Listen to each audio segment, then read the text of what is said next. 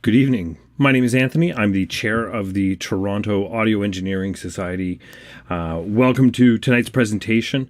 Tonight's presentation is put on by Ross Whitney and Earl McCluskey, who helped produce, collate, and collect all of our presentations for tonight. You'll hear from them shortly. But before we get going, I just wanted to welcome everybody to tonight's presentation and say that, the Toronto Audio Engineering Society is here for audio engineers who want to know more.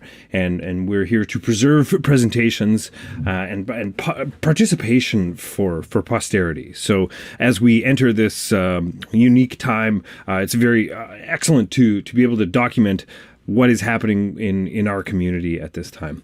The Toronto Audio Engineering Society, we unite audio engineers socially. So within our allied arts, we collect, collate, and disseminate scientific knowledge that furthers all fields of audio engineering. The AES aims to empower people of all ages through participation in healthy, safe, open community presentations, and we endeavor for a balance of presenters, and we want to create a safe place where people can learn about audio through events such as this, presentations such as this, and those who are involved tonight. Networking opportunities, not so much yet, but soon, hopefully in the post phase 4, 5, maybe. And of course, mentorship. So, get involved. The Toronto Audio Engineering Society is torontoaes.org. There at our website, you will find meeting information, Masters of Audio, and of course, member showcase. There you'll find links to how to join, how to become a member, and how to participate in the community. The Toronto Audio Engineering Society is made possible through sponsorship, Solotech, Gear Audio, Sonotechnique, Bell Media, YSL Pro, Electrosonics Canada, BRTB, Global USS, Adamson, Lawo, avshop.ca, and Q5X have been supporters of our throughout this year, and we love encouraging people to communicate with our trusted vendors. They're important parts of our community.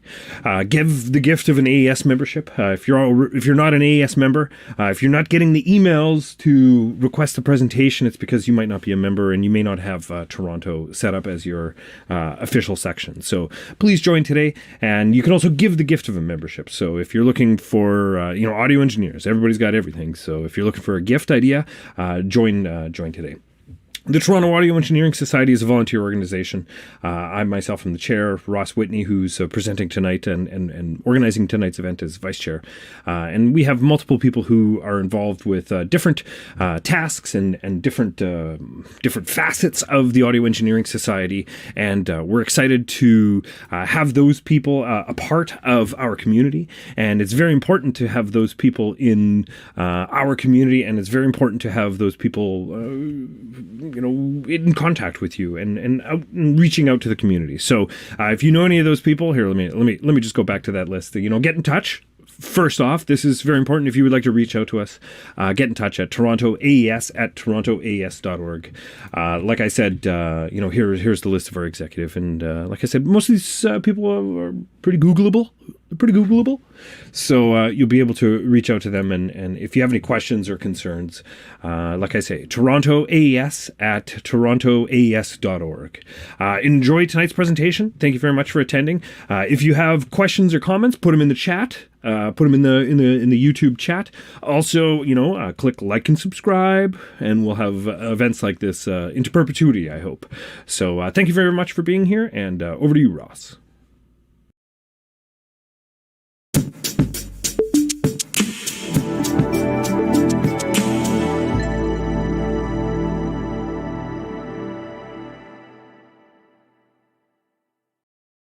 Hi everyone, and welcome to the April 2021 Toronto AES section event. My name is Ross Whitney, and I'm the Vice Chair of the Toronto AES section. Our theme this evening is recording, mixing, and working in isolation at home instead of in the studio. We have an interesting list of presenters this evening, so let's start the show. Howdy, my name is Heather Kirby, and I'm a mastering engineer, an audio educator, and I was invited by Toronto AES to participate in their panel Audio in the Twilight Zone. So here I am, just wanted to share a little bit about my experience of working through the pandemic, adapting to a new space, some of the challenges that have come out of working remotely, and to introduce you to my studio, Dreamlands Mastering. So this is it, and here we go. So before the start of the pandemic, I had a different studio that I was sharing with a friend in town in Picton. And so I was doing most of my mastering work there. And then I was also commuting into Toronto to teach at RTA School of Media. So I teach a number of studio-based courses for the school and have been teaching there for a number of years. When the pandemic hit, we were sort of forced to leave our shared studio space, or it just became too complicated to stay there and share the space. So we decided to leave. So I had to come up with another plan, obviously. I'm fortunate to live in a pretty rural environment, and I have a detached garage on my property. So we decided to just convert that detached garage into my new studio space. So, I mean, that was quite a process, thinking about what I wanted the room to be. So it's primarily my mastering space, but as you can see, I've also got a lot of instruments in here. I do some creative work in here. I do some engineering as well. So I wanted the space to be a little bit configurable so that I could easily kind of put the instruments away, move around some sound treatment and optimize it for mastering, or sort of pull the instruments out and use it as a full-on kind of creative space, or do some recording in here as well. So I was trying to figure out the best way to make all of that work. I was working with this existing dimensions of the structure of the building, and then, existing window spaces and everything else, and then kind of thinking of dimensions for the interior of the space that would work best for acoustics and so on. So it took a lot of research on how to plan out finishing the inside of the room.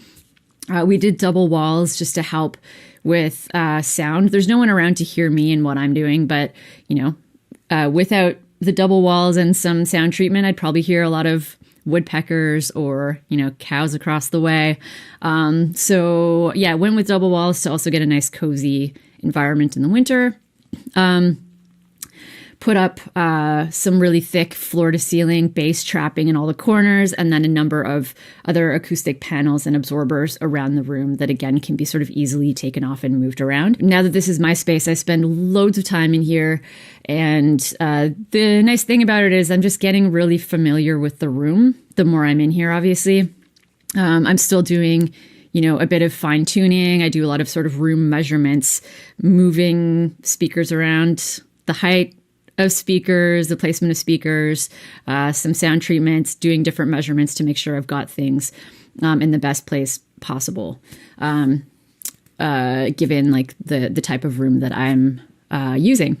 So and in general, it's been really great having this new space, comfortable to work from. Actually, one of the biggest problems I encountered through this and converting, out of my studio space in town and to this new space was the internet. Because I'm in a rural area, we didn't have adequate internet at first, and it took quite a bit of sort of coercing a technology company in the area to come and get us hooked up. And so that was a bit of a process, and now that's all working out, which is great. So I managed to get the studio put together, pick up my mastering work, and have it all and the internet set up all in time also to start teaching last fall when courses were moved fully online.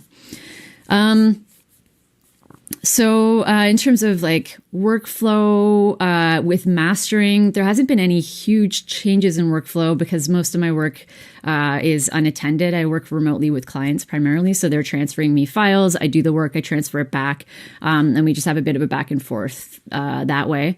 So not a huge workflow change for mastering. When I do recording in here, so I do a bit of engineering as well. I've found the Audio Movers plugin to be really handy. So I can send sort of low latency, high quality audio to someone else to monitor back what I'm doing in here. So that workflow has been, worked pretty well for me so far. I'd say the bigger challenges came in with teaching rather than my mastering work. So again, I teach at RTA School of Media, and the courses that I teach are often studio based, and one of them in particular is mostly in the studio, and I've got 30 plus students to work with. So in one way, I was very fortunate to have this new space for demonstrations. I can demonstrate multi-track recording in here really easily, and move my camera around and show the details of the gear and equipment that they would have seen if they were in the studio space at the school. So that's handy, but it's not, there's still the limitations of the students actually being able to physically touch and have the hands-on experience, which I think is pretty important for this specific course anyways.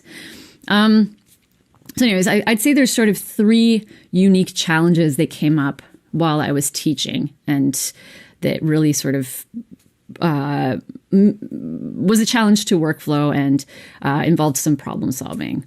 The first one is to do with accessibility. So teaching online, you have to recognize that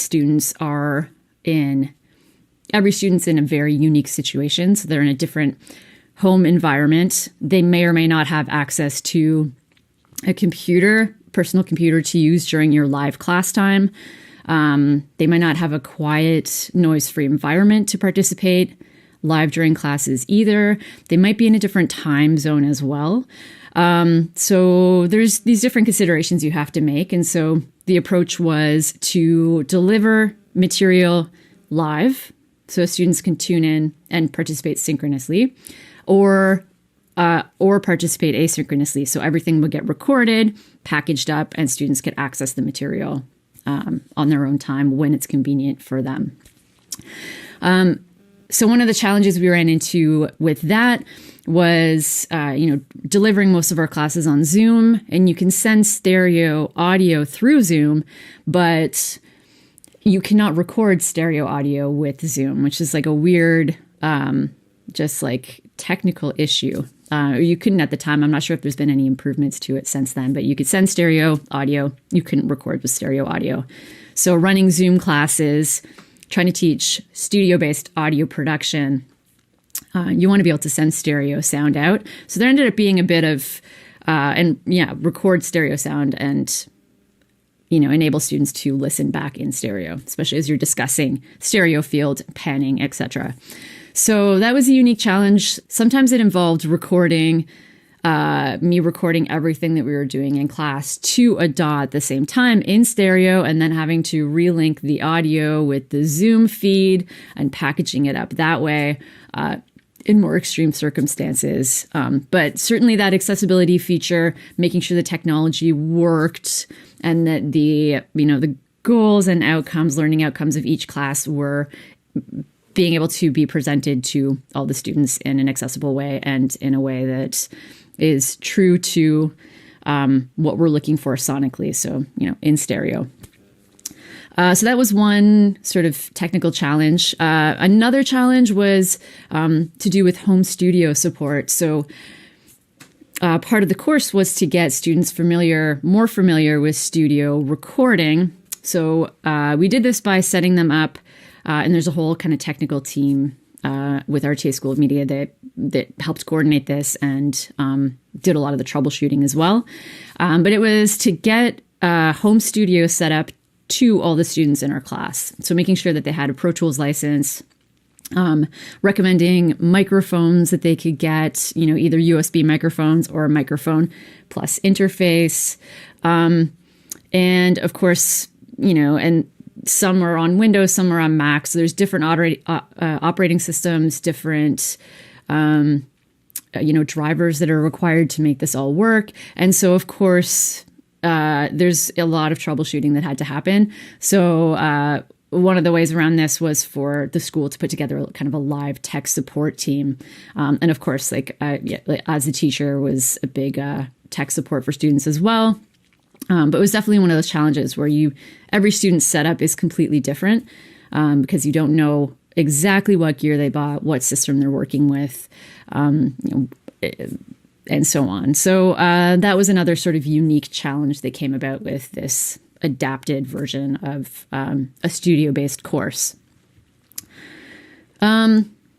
And then another sort of important consideration that came up on the teaching front was adapting actual student work and assignments to make them possible and accessible to students in this virtual environment, in this remote environment. So, there's projects like a music production project that typically would be group work in an actual studio context, bringing in a band and recording them and producing them. And it took a lot of sort of reimagining how to make this work in an environment where everyone's a bit more isolated or completely isolated, how to support them in where they're coming into the course in terms of musical background, how comfortable they are with their recording gear, and whether they are comfortable working independently or if they want to collaborate. So there was a lot of sort of just re-envisioning what certain assignments would look like outside of a, physical studio context when we're all there together, and into this world where everyone's situation is unique. So it just involved being a lot more flexible in the design of assignments to make sure that everyone can participate, to make sure that people who are excited to collaborate with other students could still do that in some way. And those who, are more isolated and maybe don't have the same background in music, for example, could still pull off these assignments and learn a lot and meet the learning outcomes.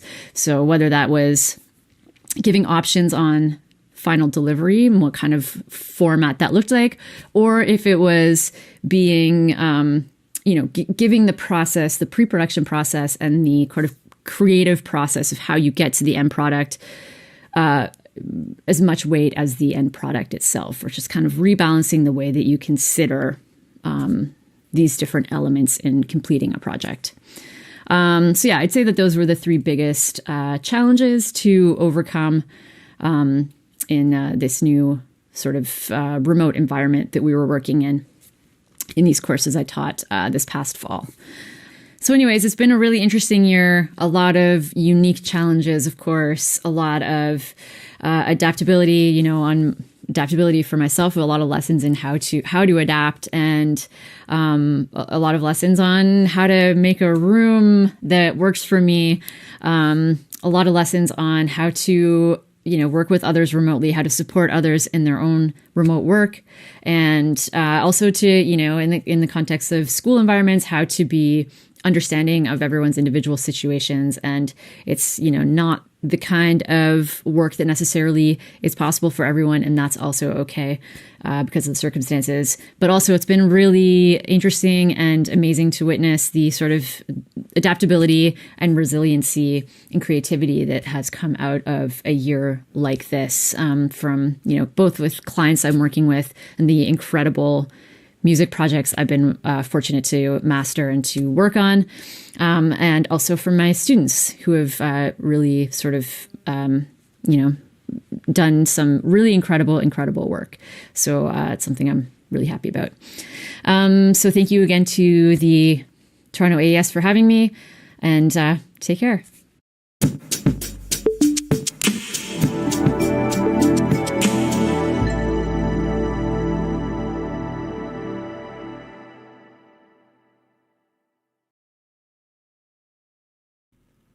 For more information on the Toronto Audio Engineering Society, go to torontoaes.org. There you will find notifications on our upcoming events, past events, Masters of Audio, and our member showcase.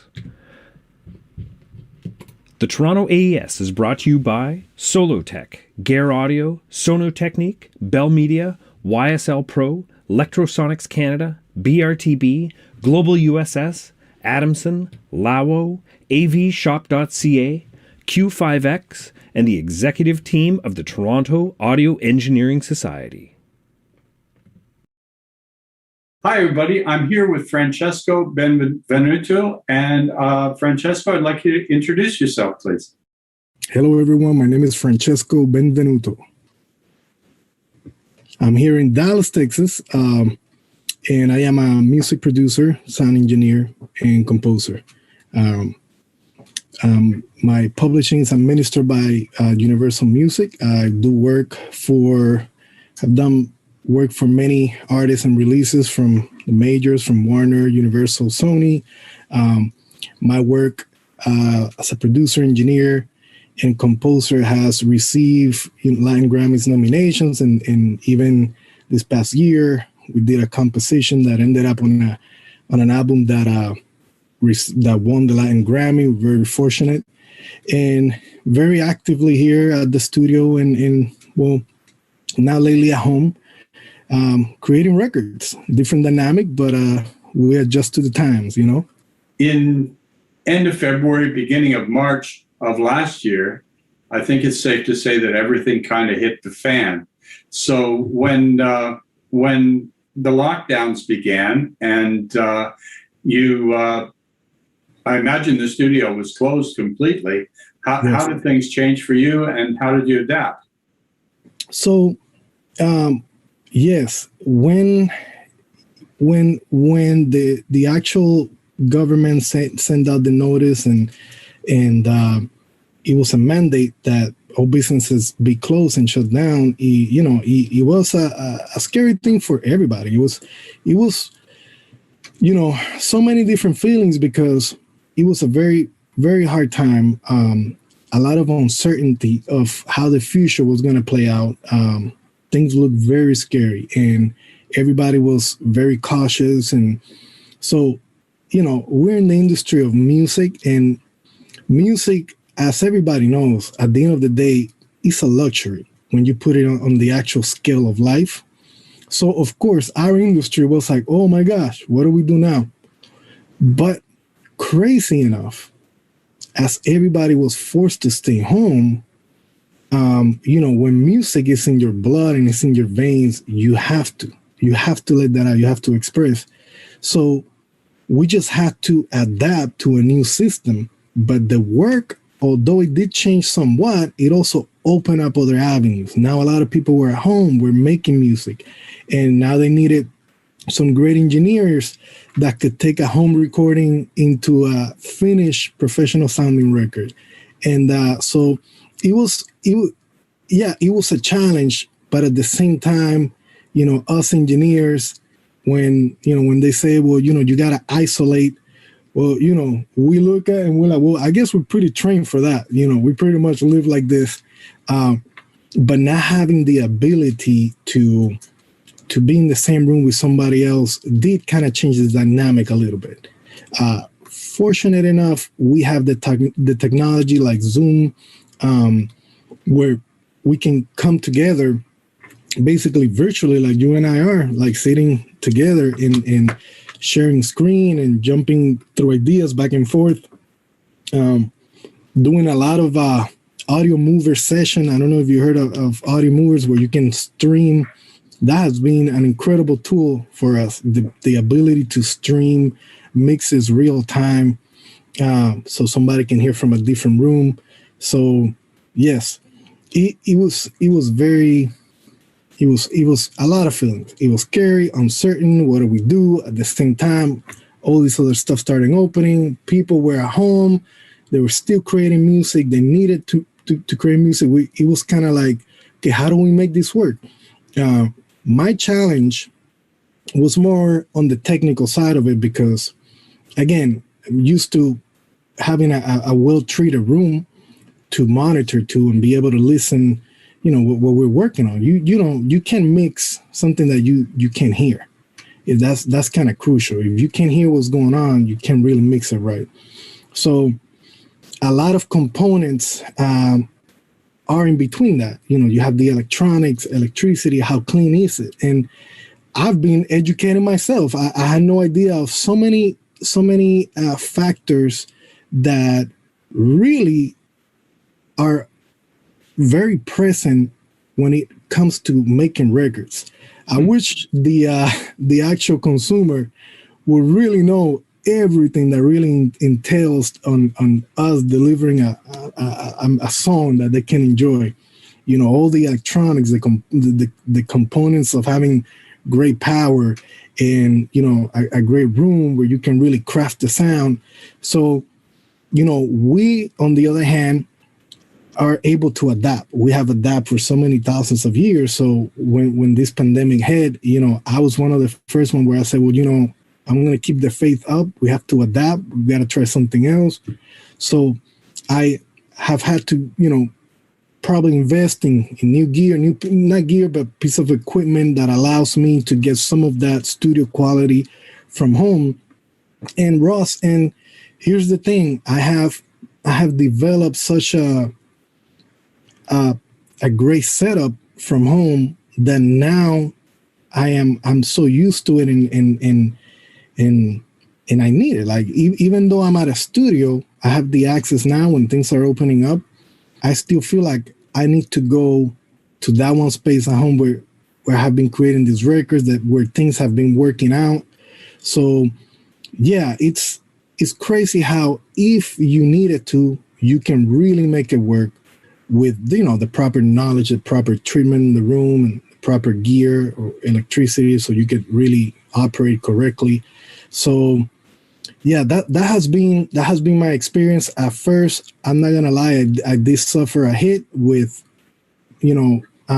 productions, mixing, and trying to work from home. I was not used to it. I was not really, it's like when you're at the basketball court and you're shooting, and the ball keeps, you're not making it. You're like, oh, what's going on? So you have to really try again and develop your ear like freshly. Like how is this room reacting? What are the things that this room are prohibiting me on moving forward with things? So it has been an incredibly amazing journey in learning a lot about the little things that we all take for granted. The ability to focus, the ability to have a place where you could work for long hours and be able to pretty much listen on a good environment, have the right gear. So yeah, thankfully I had many friends, including yourself, who have helped me along the way and have suggested things, and I've been able to pull through. But now, again, like I'm here at the studio, I have access, but I still now have the need to work from home. I mean, I might come here to finish some products, of course, or have some meetings, but something happened in the pandemic that now I kind of got used to that little spot in my house. And yeah, it's a funny thing, but that's how it has affected me when that happened. Right. It's great that you mentioned, room treatments, because the room is such a vital component. I'm curious to know, I spoke with a mastering engineer in New York City a few weeks ago, and he said that when he was working from home, he's back at his studio now in Times Square, but when he was working from home, he was doing most, if not all of his work with IEMs. So just wondering, do you? I know you're a family man. Were you working under headphones at all when you were working from home? So I was doing both. I was doing headphones. I can do for a short period of time, just to see how things will react on the bottom end and the top end, like the full picture from top to bottom. Monitors, I need to have a real life experience with the monitors, because what I have learned is that when you have two monitors, you have your left and your right. Well, this monitor is giving you information to this ear and this ear. Yep. And that's this one, right? So, you get that 3D image, which is crucial. And I always teach this to the kids that join the program, and I tell them, for you to really be able to mix something the way you want it to, you have to have a sweet spot where you can actually envision that 3D picture. Like if you were sitting there in front of a stage and you see a singer, the drums, the horns, the piano, and unless you get there, you got to still experiment with positioning your monitors, or even your listening position, further, closer, and also the height. It's the thing is that in here in the United States, most of the real estate are perfectly squared rooms, and that is a horrible thing for sound, for audio. It is kind of like the worst possible.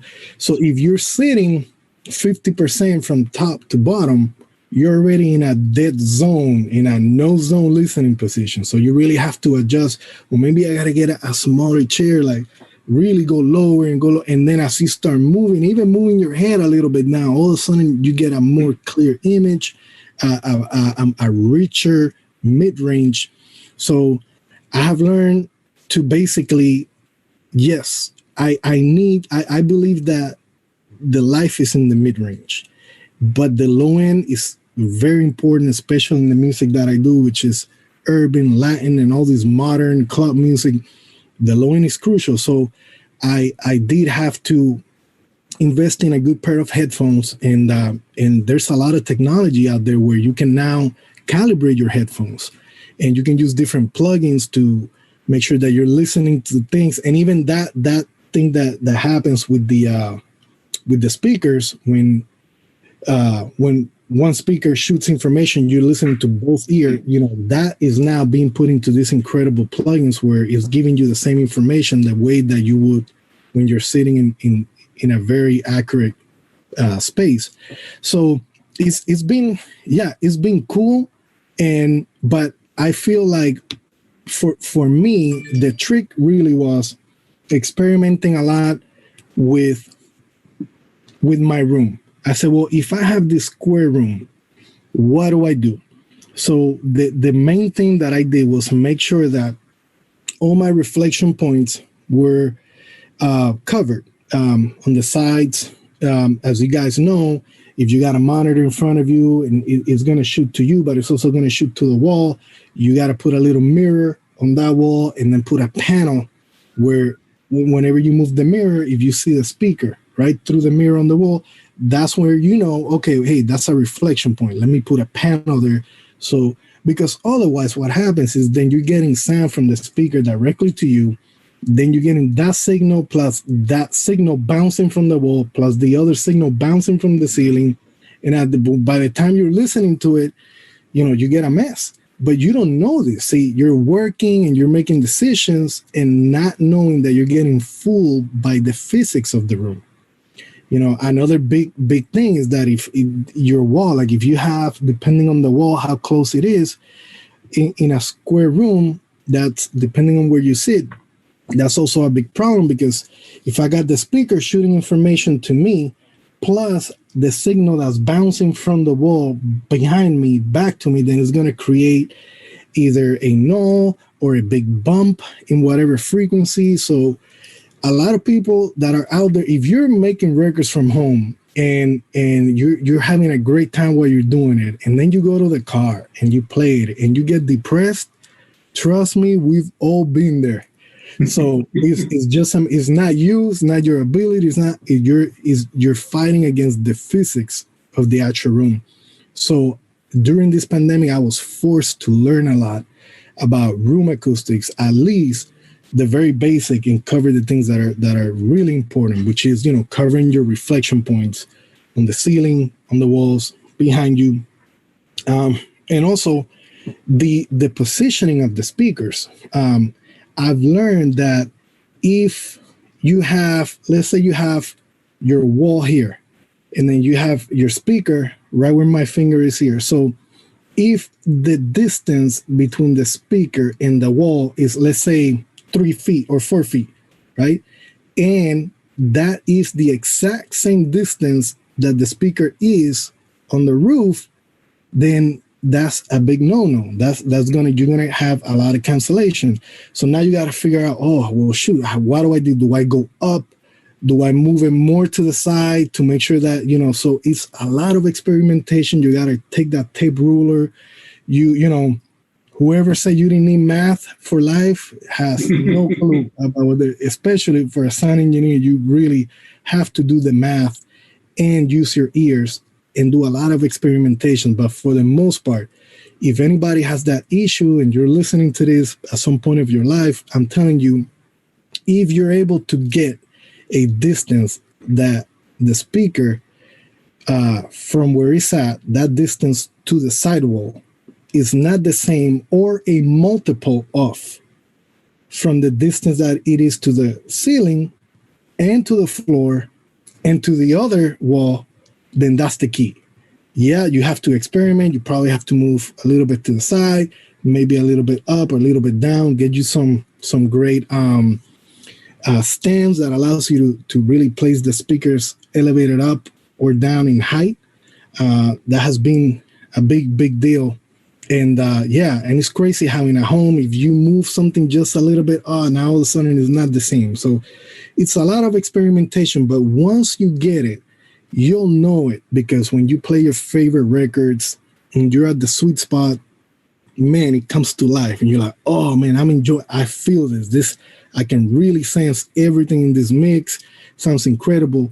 And if you sit there for hours, even before your day starts, if you have your cup of coffee and take at least 45 minutes listening to great sounding records, when you get to work, you're going to notice that your ears are already calibrated so you can attack your mix, and also use a lot of references. If you're working on big bass music and, you jump to the other reference, which is the song that is hitting right now on the top of the charts, that is doing very well and is connecting with billions of people, then you know that that's already a proven result.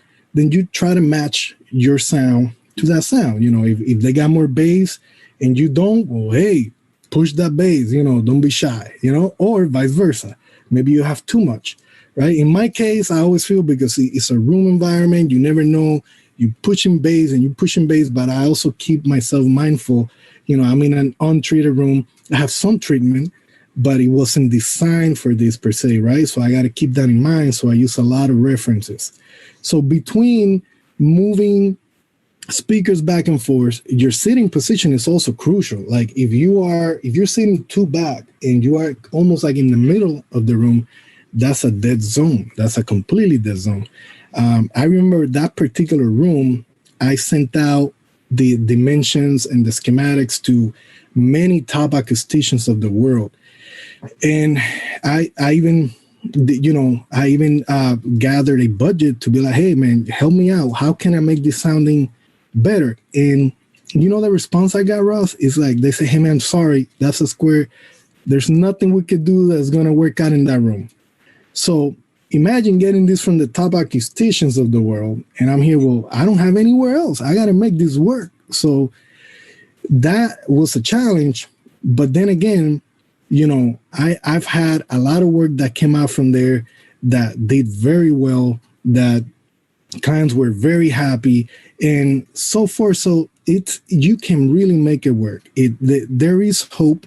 Absolutely, there is hope. If you can make it work with a very good pair of speakers, right? In my case, my speakers were not that big. I have all sizes. I got the real tiny small one.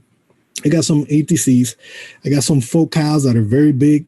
And the focals that are very big that produce a lot of bass, it just wasn't a good fit for the room. So I had to stick with the little small ones that really, that projected the mid-range.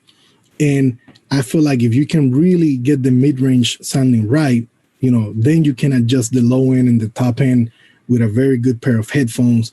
And also you could plug in a plugin to help you calibrate your headphones as well. And you might do a couple, card tests, but nowadays I'm telling you, I'm already to the point where I don't even need to do any card tests. I see how it's reacting.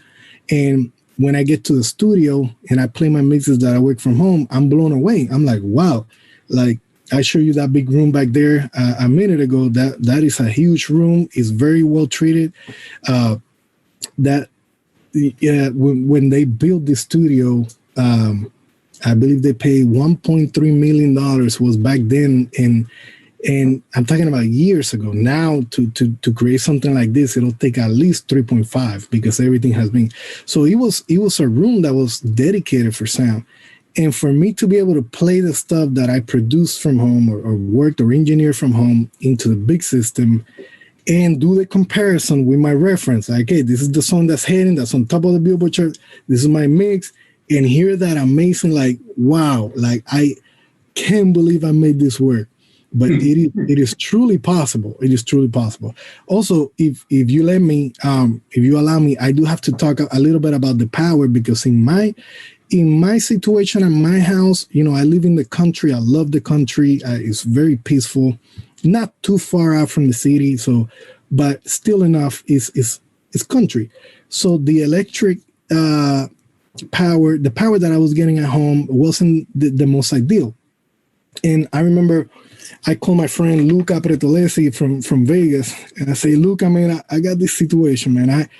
Because he told me one time that he purchased an equipment for power stuff, and he said, no, try getting some sort of isolation box to, clean your power and all that. So I made a few phone calls. I think I even spoke to you a little bit about that. But bottom line, when I got that all figured out, and I was able to get the cleanest and purest form of power I could get from my equipment, that was a deal breaker for me. And then I understood, okay, so a lot has to do as well with the power. And even if you're in the box, just plugging in your monitors to your home, to the wall, they're still going to, the sound that's going to come out of there is not going to be 100% the sound that the monitors were intended to reproduce. So when I switch over to my whole power system, that's when I was like, truly, it was a double feeling. It was an exciting feeling and also a depressing feeling when I opened up my previous mixes and I hear like, oh my gosh, all this stuff is drowning in reverb. How come I couldn't listen to the reverb? Well, reverb is so subtle, but if you got a lot of noise, white noise coming through and you don't hear it, well, you're thinking, okay, well, it's cool. I guess I can push a little more reverb. But you're only getting full because what you're listening to is not ideally, truly what's really going on. So anyway, I did get over that little depression, but I'm more excited now that I was able to actually find out, okay, now we got this going on right. So I think that was a big deal for my monitoring, listening, and my equipment. But yeah, man, between moving the speakers, experimenting in your sweet spot, listening position, headphones, you can truly make it work. And Ross, honestly, I really believe that we're going to enter a whole new generation of guys and girls that's going to be their norm. The big mega studios, not everybody can get in. Right? Not everybody has the budget. Not everybody has or the connection if you're interning or whatnot. And I think if when this new generation is starting from that point on and they're making it work from home, that's going to be the normal. That's going to be the standard. Of course, there's always going to be a need to get together in a room. At least thank God that we have some great mastering engineers that they can take your stuff to the finish line, right? And you have that final buffer, final help and assistance. But I truly believe that we're entering a whole new realm of a new generation of producers and engineers that, since they're forced to work from home and on their laptops and headphones and speakers, that they're going to figure out a way how to do it and do it right. And that music is still, although it's going to change, everything's going to change. So I'm keeping myself open to whatever outcome happens. This was a big eye opener, not only for, of course, everything that has happened business wise, but it also tells me that, hey, if this happened and that quick, because Ross, things happen like that, man. Like within so many days, everything's like boom, everything has changed. That tells you, man, that at any point, any other change can happen, and you got to be ready. You got to be ready if you were to just stay home, right? If you have to stay home, how do you make it work? What's going to be your setup, your situation? I'm at the point where I feel very confident right now. I'm comfortable that I can make music. And, my second son, Angelo, was born in January, and it's been very exciting. So congratulations. Thank you. So even in that little room that I have for the music, now I have a bed, so sometimes I sleep with him there and have to move things around. But even like that, Ross, the way that I'm working and crafting records in the middle of the night, put my baby to sleep, he had changed diaper, he's good, boom, jump in the computer, focus. And it has been working out. I really believe that it is possible if you train your ears to work from home and you cover your bases, right? As far as acoustics, right monitorings, headphones, and all that. You're so filled with hope and enthusiasm, and it's really a treat to talk to you again. Thank you. And you're congratulations again on your growing family, and your kids are growing up in a house that's filled with music, and what better gift could you give them? That's fantastic. Absolutely. No, absolutely. I'm very thankful, man. I'm humbled. There's when you really put everything on the balance of life, we're blessed, Ross. We could be everything could be different for us. There's people around the world that don't even have a toilet to sit in, man. I mean, when you think about that, people that have to walk for miles to get a cup of clean water to drink. Yeah. Man, you know what? We're going to make this work however we can. We're going to make it work. So you just, it's very important to always be hopeful, be self-motivated, be self-enthusiastic. Remember, when the engineers, they got a very lonely road. And you have to be able to motivate yourself and go against the current and go against many, many things, There's a lot of stress. There's a lot of things. But you have to work through all that and stay positive and look at the end goal, end result, because, otherwise, if you focus on the wrong thing, that's where you're gonna end up. They tell the NASCAR drivers, don't look at the wall, because as you're driving, if you look at the wall, you eventually end up there, right? So. Yeah, while you're in the pandemic and I got a baby crying and he's hungry and I got the client, hey, where's the mix? And I got the electric not working and I got this going around. I'm like, oh my gosh, you could really sink in on a home. Be like, I can do it. Throw the towel. Or you can push on through, man, put on a smile and give the very best you can. And that I found that is the way to stay mentally strong. You have to be mentally strong as an engineer to be successful to a point where you can really make this work for yourself. Really appreciate your time and your enthusiasm and your contribution to our program. I'm very grateful, and I hope that AES convention or a NAM show or something. I hope we'll get an opportunity to meet in person and hang out and tell some stories. Yes, Ross, and thank you. I'm so honored that you invited me to do this. Thank you so much. I have the deepest respects for you, AES. I mean, it's really an honor being here and doing this. So thank you for the invitation.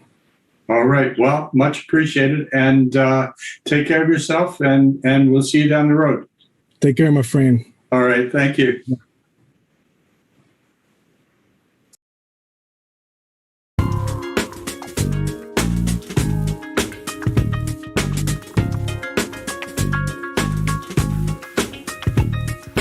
Derek Roach here from Level 2 Music Productions. I've been asked by Ross Whitney, a friend of mine, who's the vice chair of the AES Toronto chapter, to do a little studio tour. Unfortunately, I didn't have any material that I could play out of Logic Audio, Pro Tools, Studio One, because I got some secret projects coming up. So I thought I'd do a little video tour of my studio. I hope everybody's doing well during this pandemic. I hope everybody's staying safe. And hopefully we'll be getting back to recording, touring, playing live, and all that good stuff. Until then, enjoy the video. This type of paneling that I have here is the back paneling for a vocalist, and I've got some pillows up here just to do some more absorption, that type of thing. Right, so some sound panels on the back wall, right, and I've got some paneling right in behind the mic as well. So this usually does a pretty good job at keeping things sounding great. Not a lot of reflections. You can see I've got a pop filter here, two-tiered pop filter. That's my TLM 103 mic. That's my main mic I use for doing a lot of vocal recording. Stand for it and all that kind of stuff. Over here, I've got, a couple sets of headphones and a stand for charts. If somebody wants to put, notes, charts, whatever they want to put on that. Over here, I've got a Behringer headphone amp. And yeah, I know a lot of people don't like Behringer, but this headphone amp works great. Never had a problem with it. And it can take 4 sets of headphones and 4 inputs. So I can actually basically have 4 outs from my rig going into this headphone amp for headphone distribution. And just a stand that it sits in. So yeah, it works great. And then down here, I have just some things, if somebody comes in with a guitar or bass, stand for that, and then a stand for mic, an extra one. And then this little stand over here is a monitor stand for 2 monitors for viewing. Haven't been using that lately, but will be using that with my my new setup. Okay, because all this is getting upgraded pretty soon, but I just wanted you to see everything as is. Okay, so moving forward, you can see my beautiful Yamaha Oak Custom kit that I love and play live and do gigs on. I will be getting a second kit pretty soon, a stage custom kit, a birch one, a new one. But you can see I've got it mic'd up on the toms. I've got E604 mics on the 10-inch, 12-inch, and 14-inch tom there, 14 by 12, that's on a rack. Okay, down on the kick here, I've got a Beta 52 on the kick, and I've got a Sennheiser E901 boundary mic on the inside of the kick, and a kick port on my kick. And you see another stand right here, which is kind of cool for an exterior mic, a larger diaphragm mic to put on the outside. I do that sometimes. And just up above, you can see right here, this mic here is a Spark microphone made by Blue, and another one that I'm using for overheads. And actually, they're doing a pretty good job for overheads right now. And if we come around here, you can see a little futon for people to sit on. Some snare drums. What is that? A 13 by 5.5 maple, and then a 13 by 5.5 metal. Both Yamaha snares. Love them. We've got some microphones. I've got just an Audio-Technica one on this 12-inch snare. On the hi-hat, excuse my voice, I've got an AT4041 Audio-Technica on the hi-hat. Down below is our standard Tool utility kit mic, which is a 57, and then another 57 on the snare. All right, so that's pretty much what takes care of the drums. And then I've got a little setup over here that I run a cable from my computer so that, I can just run my drums from here. And that kind of takes care of things. Give you a little bit of another view here. Right? Just the back of the room here where we've got some broadband panels that I've built. All right, those are all 4 inches thick with OFI 48 insulation. We've got sort of like a diffuser in the corner. More paneling here. Don't want to trip over anything here. And then I've got a pair of stands in the back because I'm planning on doing some surround sound in here at some point, but I just don't have the speakers for it yet. Some more broadband panels, another diffuser, broadband panel. And then you gotta have one of these, which is a wire rake. It holds all my XLRs, 1/4-inch cables, Mogami snake and some power cables, stuff like that. Down here, just have a little table for when clients come in They can put their food, drinks on that and set it near my gear. We all know the story behind that kind of stuff. So let's move around. Look at what I've got behind my rig. You can see that I have broadband panels all the way around, and that does a great job with thick curtains for the windows. So that takes care of the windows. Right down here, I have a little setup where I've got a 61 note Axiom keyboard, and on that keyboard it's got a lot of buttons. It's got a lot of faders, knobs and stuff like that. It's got transport on it, even some pads if I want to program some drums in.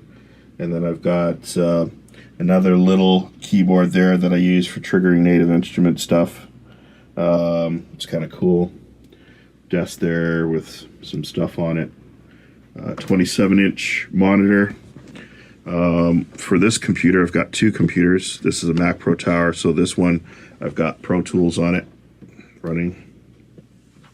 And if we go below, you'll see the Mac Pro Tower down there, plus a couple of network attached storage drives and a couple FireWire drives that I still use sometimes. And then moving right along, we've got the main part of the control center, or the cockpit, or whatever you want to call it. I use HS-ADM Yamaha speakers on isoacoustic stands, and then that's a nice heavy-duty steel stand that it's sitting on, and that provides a lot of separation from the desk, because a lot of people have their speakers on the desk, and just kind of decouples things and lets me hear the speakers. Down here, I've got an Atom, PreSonus Atom, which I highly recommend because it works with everything. You can program it with everything, and it's great because I use Logic, I use Studio One and Pro Tools. Those are my main three.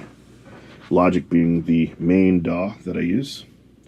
And in front of you there, you can see a lot of keyboards as well. This smaller keyboard and pad controllers for the Mac Pro that I just showed you.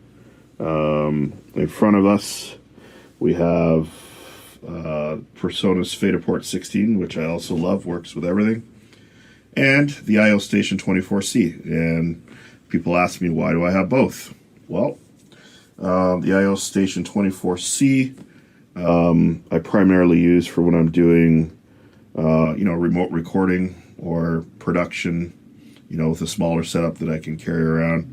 But when I'm not using it for that, I just bring it in the studio, and it acts as another fader and another audio interface that can be aggregated into any of the DAWs. If you're not sure what aggregation means, it just means that you can take more than one audio interface and marry it together for inputs and outputs.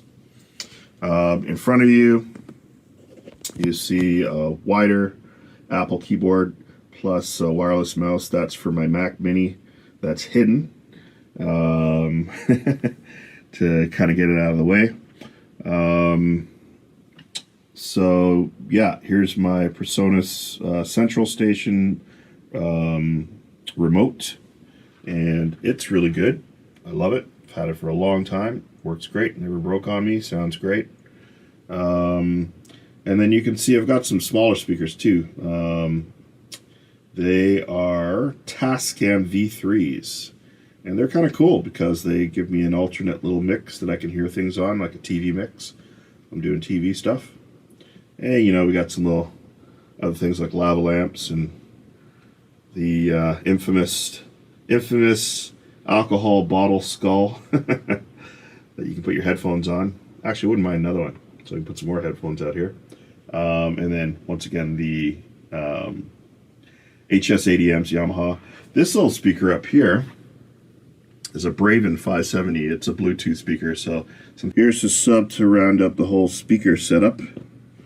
And I don't really mix with a sub on. I know some people like to. I don't know why, but I prefer to switch the sub on after, just check my low end in my mixes, and see what I need to like either kind of carve out of the low end or kind of compress the low end a little bit to make it tighter, keep it under control. But yeah, that's my sub. It's a KRK sub, 15-inch sub, and it does the job. In front of me, I've got a 32-inch monitor, and if we just kind of click and go back on there, it's great. That's what I have Logic on currently, and above that is AverMedia video cam for doing a lot of online lessons, which is a great camera, really good quality camera. And then moving right along to this side, here right in front of me, everybody asked me about this.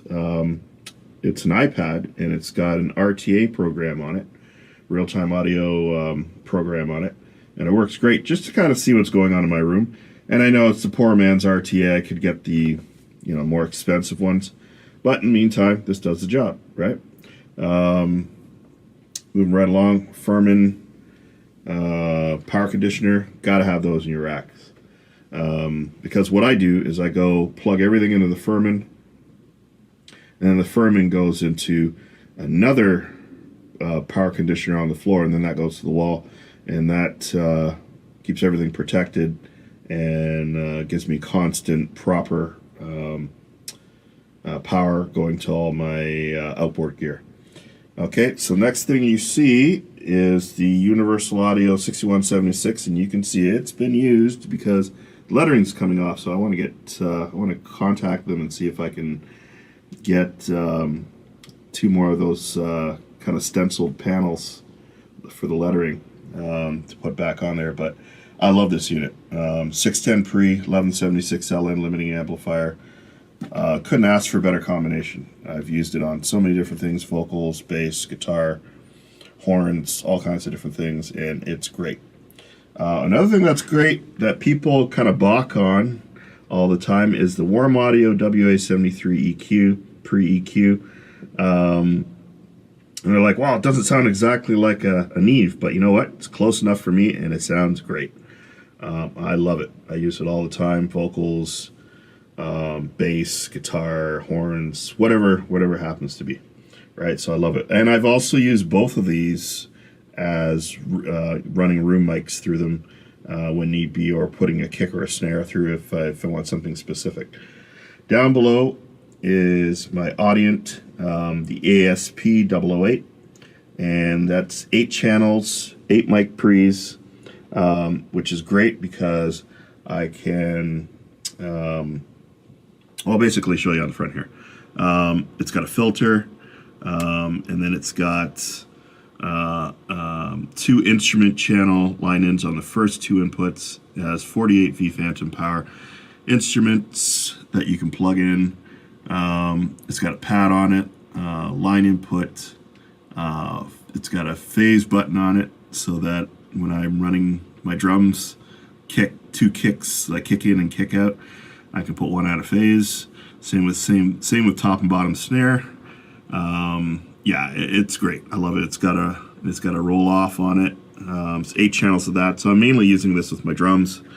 So basically, kick in, kick out, snare top, snare bottom, tom 1, 2, 3, and then hats. Right. So that's what I'm running through that. Below is my Studio 192. PreSonus audio interface. This is a great interface, sounds great. There's so much versatility with this interface. By the way, I'm running ADAT. I'm running ADAT out of here into here.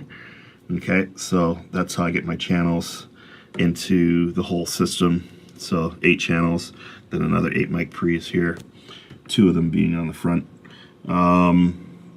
Yeah, I love this. I love this unit. 7 and 8 I'm using for my overheads for my drums, and then channel 6 I use for one of the snares over there, 12-inch snares, and then channels 1 and 2 right now I'm using with the top 2 pre's that I told you about. So I go line out of each one of these pre's into that.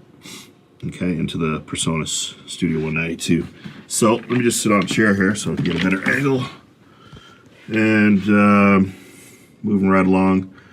Still love my Rosetta 200. I don't really bounce tracks internally. I print them.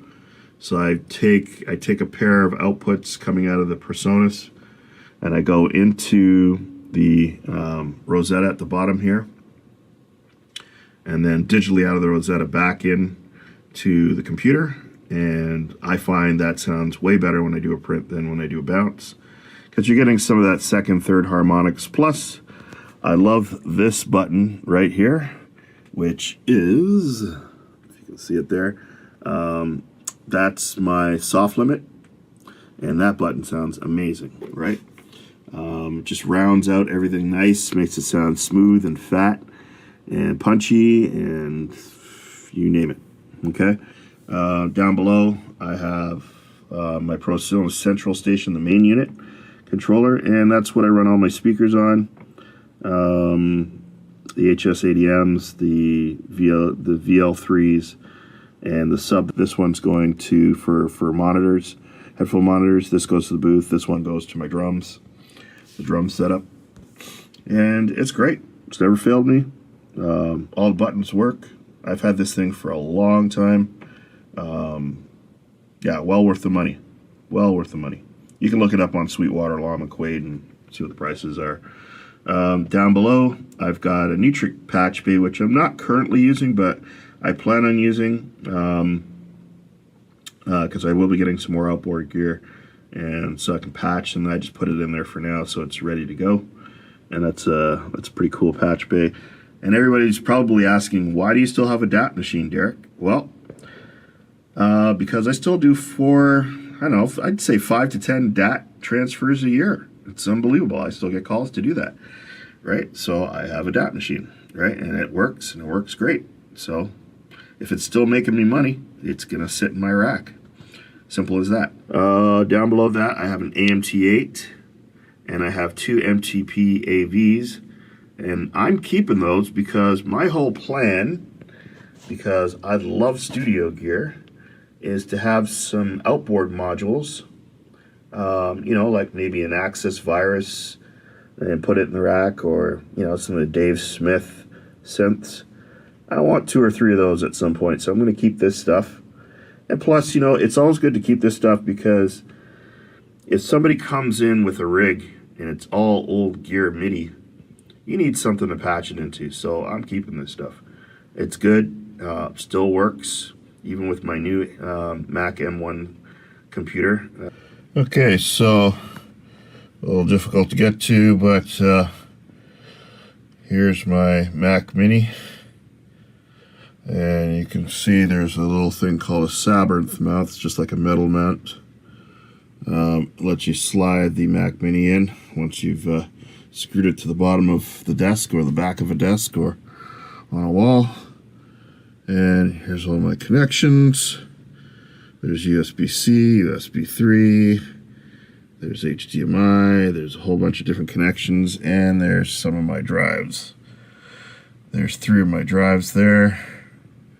A couple Samsung SSDs, another eSATA drive, and this thing called, a little hard to see here, let me just angle it better, a QGEM USB-C hub that everything is kind of plugged into.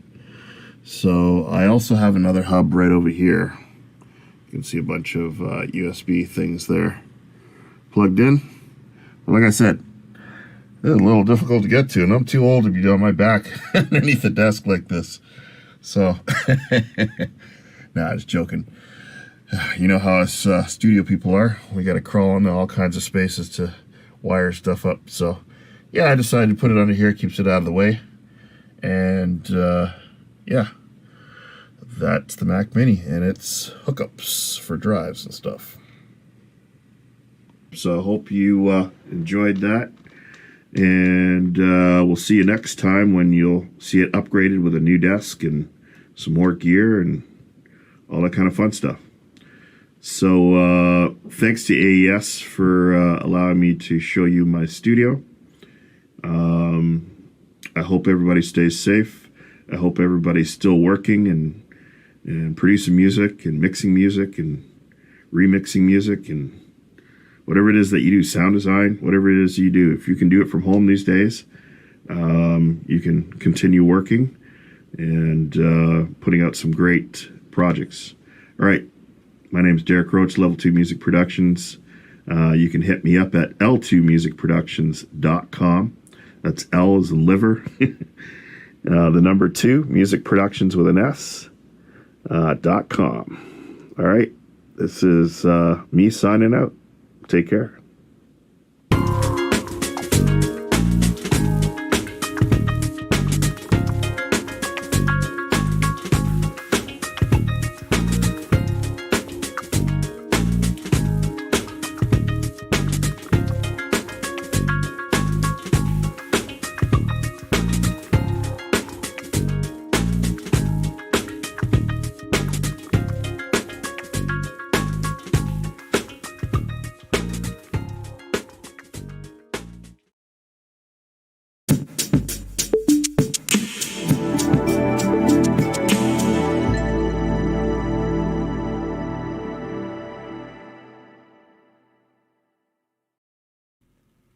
For more information on the Toronto Audio Engineering Society, go to torontoaes.org. There you will find notifications on our upcoming events, past events, Masters of Audio, and our member showcase. The Toronto AES is brought to you by Solotech, Gare Audio, Sonotechnique, Bell Media, YSL Pro, Electrosonics Canada, BRTB, Global USS, Adamson, Lawo, avshop.ca, Q5X, and the executive team of the Toronto Audio Engineering Society. Our next presenter is Leonardo Valvasori. Leo is an accomplished bass guitarist, cellist, engineer, and producer. He's a graduate of BIT in Los Angeles and also graduate of the University of Ronnie Hawkins. He has toured and recorded with such legends as Alana Miles, Martha and the Muffins, Mel Brown, Sue Foley, and many more. Please welcome Leonardo Valvasori. All right, everyone. Well, this is the Notebox, which is my personal studio, playground, writing room, laboratory, and right now it's set up to do a bit of recording, some bass overdubs. There's an EAWPA cabinet that I use for sound design. The actual bass rig is downstairs, which I'll show you later. And here's just a little peruse of the racks in my audio guerrilla world. Yes, the Nagra works. All these pieces of gear work, actually. They wouldn't be up here. So I have a pretty, it's a pretty modest rig, but still really good stuff for home studio. I love Jeff Daking's gear. There's a Yamaha comp I got from Bruce Moffat for $75. God, those things sound really good. If you find one, buy one, or I'll buy it from you. An old Korg that still sounds great. I run my rig on Motu HD 192s. They're at least 10 years old. They work every time I turn them on. One thing I did do that I know a lot of guys in project studios don't do is I installed separate power for the studio gear. So I have a 20 amp service that comes into this Furman distro, and it's balanced. So all the power to the, everything that's part of Audio World is powered by that. Nothing else in the house touches that. And that was a couple $100 well spent. There's Eric Schenkman's 1176 patched into the hardware inserts, which I use. I use it as a plug-in as all this stuff gets switched back and forth from tracking to mixing. There's a bunch of, I really deadened this room considerably.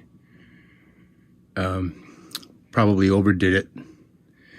but the bottom end is tight. What I've lost now is I've got a severe dip around 350 that I need to attenuate with some diffusion. And I'm getting to that a little bit at a time. I don't do a lot of critical mixing in here, although that's going to change. Same with the desk. I'm shopping for a new desk, an elevation desk, so I can walk in here and stand up to work. Neumann KH120s on my high-tech Gorilla speaker stands. Standard issue, bunch of buckets of cables. And that's pretty much it. This goes to a back wall. I sort of have this interesting kind of Helmholtz resonator closet. Bunch of sauna pan that I hung on the back to deaden it a bit. Here, you guys will love this. Here's a very rare Lucas CS1 number 38, which I got from Terry Manning and Oliver Arcutt. Some of you guys might know those names. I have a beautiful microphone. I imagine having pretty much a new 47. A little bit, one more peruse over the specialty gear. Here's a Yamaha mixer from the 70s. This thing sounds incredible. I bought it for $75 in Kitchener, which is full of old Yamaha gear from polka bands in the 70s.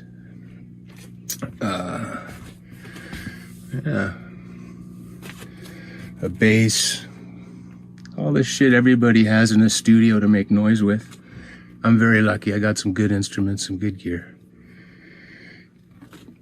Boing, doing, doing. Let me take you downstairs. I'll show you the amp room. If you're not dizzy, the tie lines go down the back behind here through a heating vent I repurposed. And this is how it looks when you're watching the back of my head if you're here singing or doing something else. All right, well, listen, I hope you guys don't mind seeing all this Gorilla stuff. I know most of you work in real studios with consoles and assistants and, well, been there, done that too. Hey, all right, let's have a look downstairs and then I'll tell you my little story, which is what Ross really wanted to hear about. Cheers. Oh, this is good for a laugh. How cool is my wife? Who else would let their husband have a Studer A807 right beside the fridge? And it works, and it's beautiful. It sounds great. Someone want to buy it from me? Cheers. All right, so those tie lines come down. I've got a 12-channel snake, half a workshop, a whole bunch of stuff. You can't see all 4 of the organs, but there's a beautiful L100. That makes it on every production. It's very minty. A couple of basses. The humidity down here is just perfect right now. Oh, sorry about that. Okay, so this is the Gorilla ISO booth. I just lined it with Sonopan, threw a little bit of plywood down to give it some wood. It really changes how the bass responses or records. So there's an old trainer with a Celestion, a 60 Celestion full range 18, great sounding cap. I love old amps. I love new amps. I love all amps.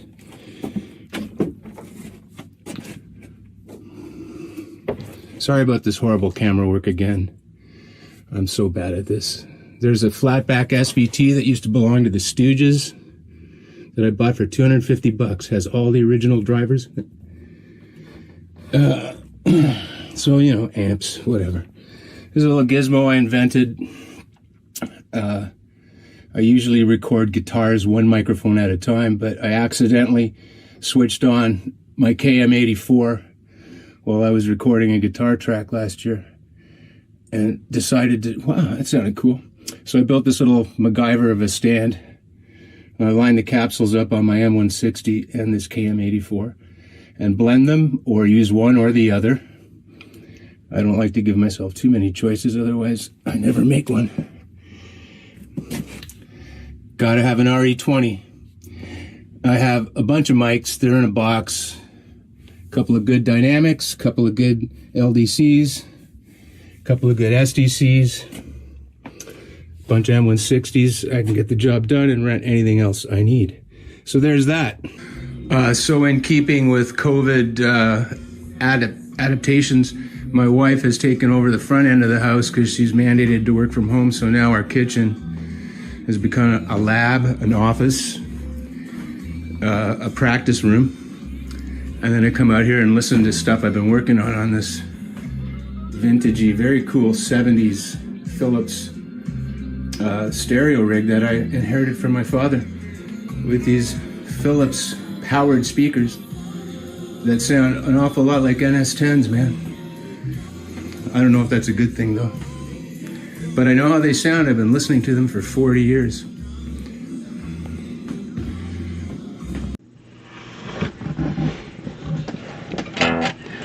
Hello everyone, hello AES.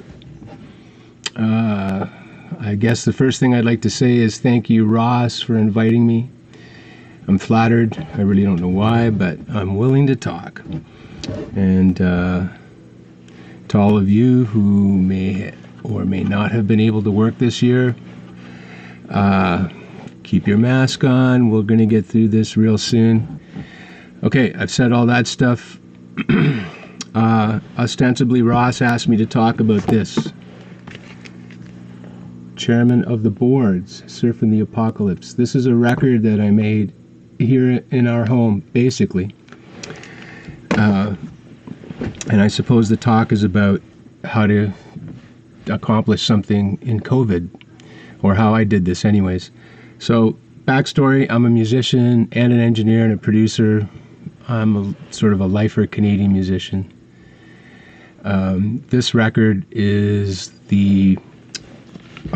became a partnership between myself and the writer Rob Heimstra, who's a virtuoso guitarist, and just accidentally revealed to me an interest in surf music, which I've always loved and dug. And he presented a bunch of really amazing compositions that we started workshopping and began to record. And then several events happened, one of which was COVID. Interrupted our workflow, so we had to come up with other ways of continuing the project. At any rate, if you're interested in hearing what we did, so there's audio examples, this is a really easy website to get to. It's chairmanoftheboards.ca. We're Canadian. And you can just Google cotb.ca. It'll take you right to the site, and nested in that hamburger thingy that nobody clicks anymore, you'll get to an audio page with the entire album you can listen to. Little backstory on the record. Okay, so bed tracks, drum tracks were recorded at Revolution by Annalise Nerona and Gemma Teresa, with myself producing, but I was on the floor playing, and we did everything live. We did 14 tunes in 2 days, and you can only do that when you have someone like Gary Craig on drums, and who comes in studied and knowing. And we did pre-pro, so we knew what we were after when we went in. Whether we would get it all live off the floor, that was another story. But I had ambitions for this record that would preclude having to do stuff in post. So, bed tracks done at Revolution, into Pro Tools, and then we moved over to the Notebox, which is this little studio of mine in the house, and did our overdubs. So we recorded all the guitars, all the basses, except for... No, all the basses were done here. One of the guitar tracks, which I can't remember now, was a keeper from the floor session. All the percussion, all the horns, everything else was recorded here in this house, either in here or downstairs.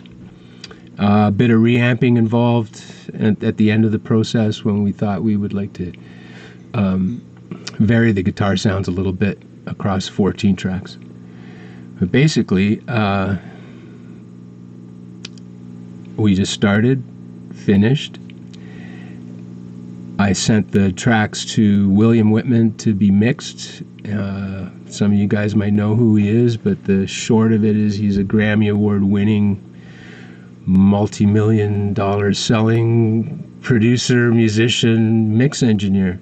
If you've heard Time After Time, or Girls Just Want to Have Fun, or The Outfield, or Joan Osborne, or half a dozen other number ones, he's the guy. And so I sent all the tracks to him to mix. And the plan was to have him mix, take it to Greg Calby and Steve Fallone at Sterling Sound, where we did 3 different masters, because, that's what you got to do these days. So we did a Digmaster, a high-res Digmaster, in that mastered for iTunes, which services all the streaming platforms. Sounds real good on Tidal. And then we did a vinyl pressing, which I have to admit surprised the shit out of me. It sounds amazing. Good mix engineer, great mastering, and I guess I also want to make a little shout out to Precision Pressing. We had to actually move forward with this record without hearing the lacquers. There wasn't any acetate to be able to cut to last year because of a fire in some plant and COVID and yada yada yada. So we actually flew on test pressings, and I trusted Greg and Steve at Sterling, and I trusted Precision and the people that were handling the cutting. They did a great job, excuse me, and we ended up with a great pressing. Everyone loves it. The vinyl actually just sounds real old school vinyl. I recorded it kind of old school, and Bill, who's an analog genius, a Time Lord, and one of the best balance engineers in the world, really, he saved my ass on this and put it together. So, like all great records, man, I think this is a great record, especially considering the budget and where it was done, when it was done, how it was done, and why it was done. And I will put it up against anybody's work. Have a listen. If you don't like it, I'm fine with that. If you love it, reach out. I'm really findable. You can find me through Ross. I wish we were doing this in a Zoom context so I could actually talk to people back and forth, because I'm starting to run out of steam already.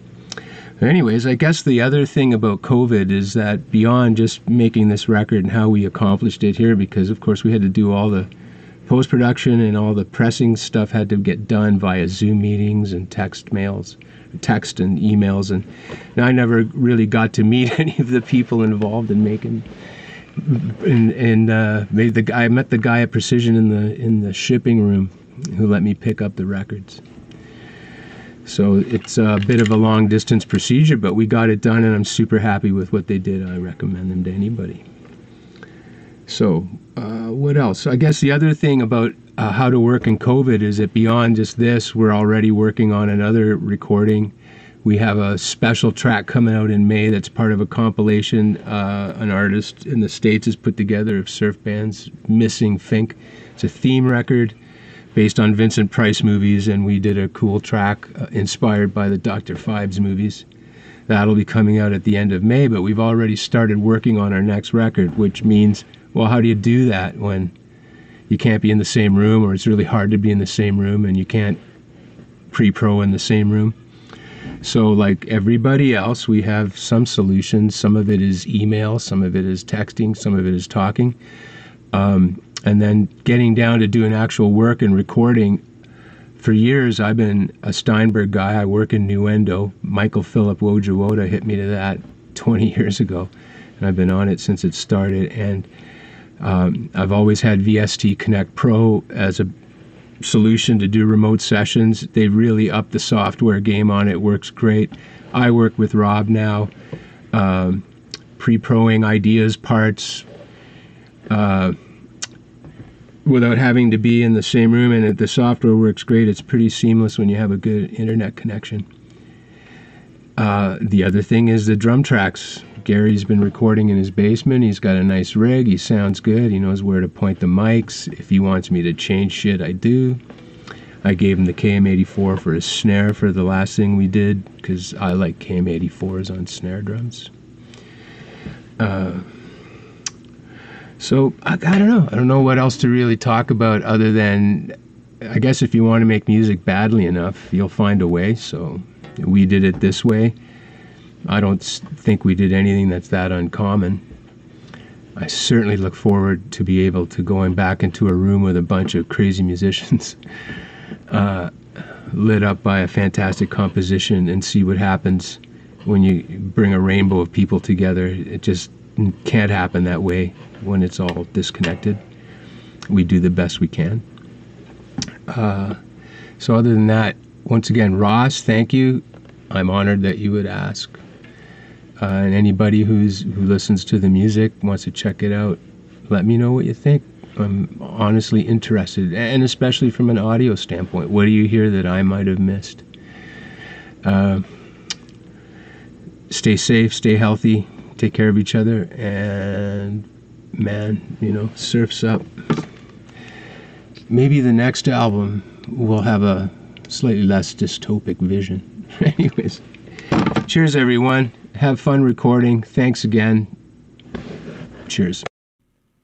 For more information on the Toronto Audio Engineering Society, go to torontoaes.org. There you will find notifications on our upcoming events, past events, Masters of Audio, and our member showcase. The Toronto AES is brought to you by Solotech, Gare Audio, Sonotechnique, Bell Media, YSL Pro, Electrosonics Canada, BRTB, Global USS, Adamson, Lawo, avshop.ca, Q5X, and the executive team of the Toronto Audio Engineering Society. I wish everyone was as lucky. I wish everyone was as lucky. I wish the whole darn world was as lucky as I am. So, I'm here with John Beetle Bailey, Juno Award-winning Engineer of the Year for a couple times and up for another grab this year. And he has had a very productive, very busy, but very different year, as we all have, in coping with the pandemic and modifying how you go about doing that. Now, John, like a lot of engineers, we're accustomed to working in isolation by nature for a lot of the time, but you need to connect. And if you can't be doing that safely within a home, then how are you doing that? And I know a couple of your albums, and I know one that you've got coming up, which I'm looking forward to greatly because I loved his last release that you did with them, and that's with Alex Cuba. Yeah. And, how's this happening? Well, Alex, we're very fortunate. He's sort of kind of like I would call him the sort of the prince of Latin music. He's an unbelievable bass player, unbelievable guitar player, percussionist, singer, everything. He's sort of a one-man band in a way, so he's uniquely able to sort of be everything. I mean, that last record we did, we went to Garth Richardson's place in Gibson's, and we just, dug in for 10 days. He played every instrument, did everything other than the collaborators and with vocals. So this record, in a way, is similar, except for, he's recording everything at home in Smithers, BC, and he send me some stuff and I go, get the mic closer, or can you set up a room mic and that kind of thing. But, mostly like he has a very, very good sense of when it's right and when it's not right. And so he's been recording, and he send me some tracks, and then I work on it, and then I send it back to him, and he'll add some more stuff. And so the whole record has been like that. And we send it out to a collaborator if it's a vocal like duet partner or something like that. So that part of it is not all that different to how we would work, except for that we would be in the same room together. But this record, obviously, we're doing a lot of file transfers back and forth, and but it's been really great. I'm actually really excited about it. He's such a fabulous songwriter. I mean, above anything else, the songs are unbelievable, and he's Alex Cuba, so it's always great. You've worked with Alex before, so do you think that has helped make this work? Or if you were to start out from scratch with an artist that you haven't done that before, it would be a different approach, wouldn't it? Because you'd be both feeling each other out and learning what each other's strengths are. Yeah, I mean, absolutely. I have lots of confidence in his ability. Like he's got a great microphone or two there, and he's got a nice audio interface, and he's still working in GarageBand. I'm trying to get him into Logic, but I mean, or something other than GarageBand, but it's fine. It works. I mean, it's 99% of it is about what's coming out of the human through the air into the microphone. So that's really the biggest thing. And then, Yeah, I mean, we're very fortunate because he is, he has a very keen sense of when things are right.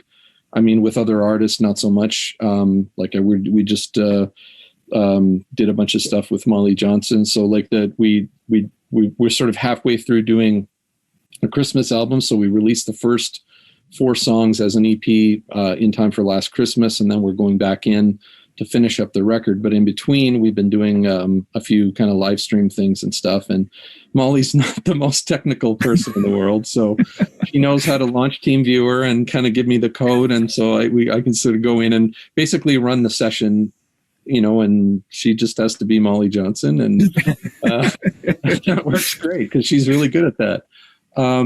But I mean, certainly it's not for every artist. It's not always kind of an equal thing. I mean, there's been some things where I've gone to somebody's house and I basically run the session from my car. I sanitize some cables and, hand them in the door, and they plug in a microphone, and I give them a headphone cable and they plug that in, and I run the session from outside because they're just not up to, being able to figure out how to get a headphone mix and all that sort of stuff. And it's just, you know what, let me just come there. I'll be in the driveway. I'll give you the cables. And it's, that's, we got to do what we got to do, and we got to get the stuff happening. And, I think for any artist, the biggest threat to an artist is obscurity, so I think we all had a period of, 3 or 4 months where everything stopped. And then people just decided, you know what, I can't fade away into obscurity, so I have to keep doing stuff. Yeah. So we just find a way, right? Like we're about to start the second half of Molly's record, which we'll be observing all of the protocols and stuff in the studio situation. And I have to hand it to the studios. They have been incredible. Like they're working twice as hard in order to just accommodate the same work that they would have done before. And it's really tough. And I know that I've been careful not to, ask for any kind of super discounted rate from a studio, because I know how hard it is right now. If you were to have done this in whatever we want to call normal times, and compared to now, the amount of time that it took in order to develop ideas, was it equivalent? Or do you think it took longer because you had the isolation? Well, I would say that it's not really a fair comparison to kind of look at the overall time frame of like the recording versus in what we're doing now, because in the past, there would have been like maybe 6 to 9 months to a year of writing songs and demoing things before we got to the point where we said, hey, we're going to go into the studio and make a record together. And then we have 10 incredibly productive days tracking everything. And then we go away and we do some things with collaborators, and then we get together and then we mix the record.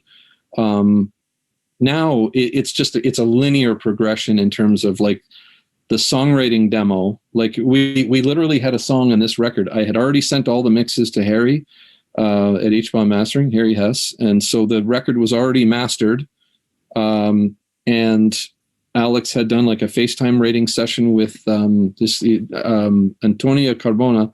He's like a really famous flamenco singer. He was in a group called Kitamo in Spain. And so they wrote the song on FaceTime. And as soon as Alex got off of FaceTime, he started working up the track and built the track and everything, and then sent me a thing on iMessage with the song. And I was like, whoa, stop the presses.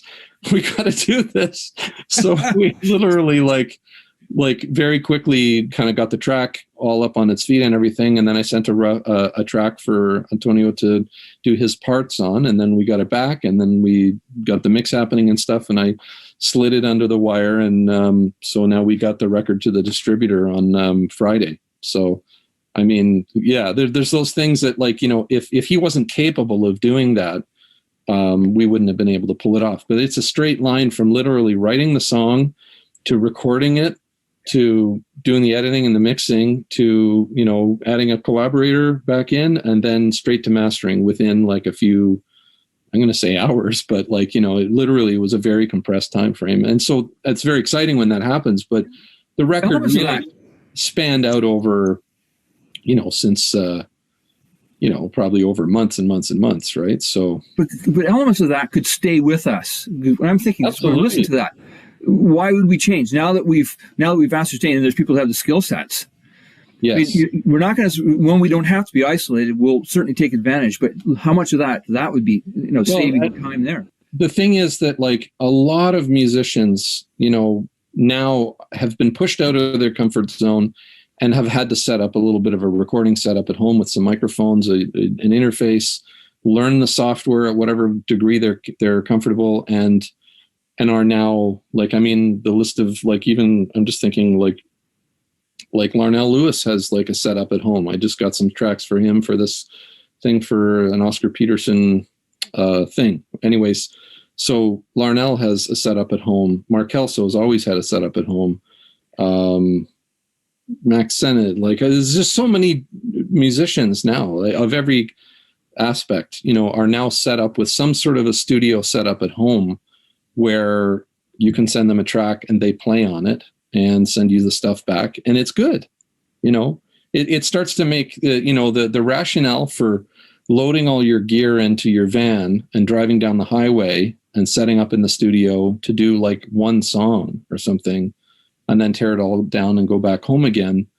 If you can get a pretty credible result, by sending the track and then coaching them through the session and getting it back, like, the environmental impact of that is significant when it's 4 or 5 people all heading to the studio and burning through that many cars on the highway and everything else. So I think this sort of idea of working from home in a collaborative sense is only going to get better.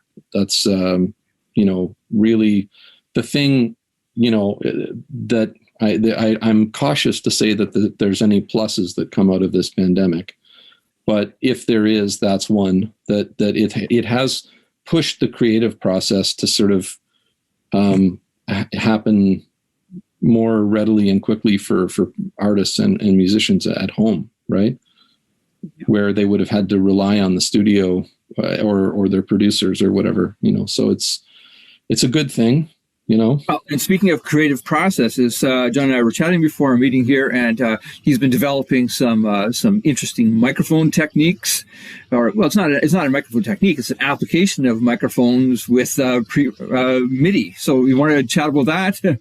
Yeah, I when I had my studio in Toronto, I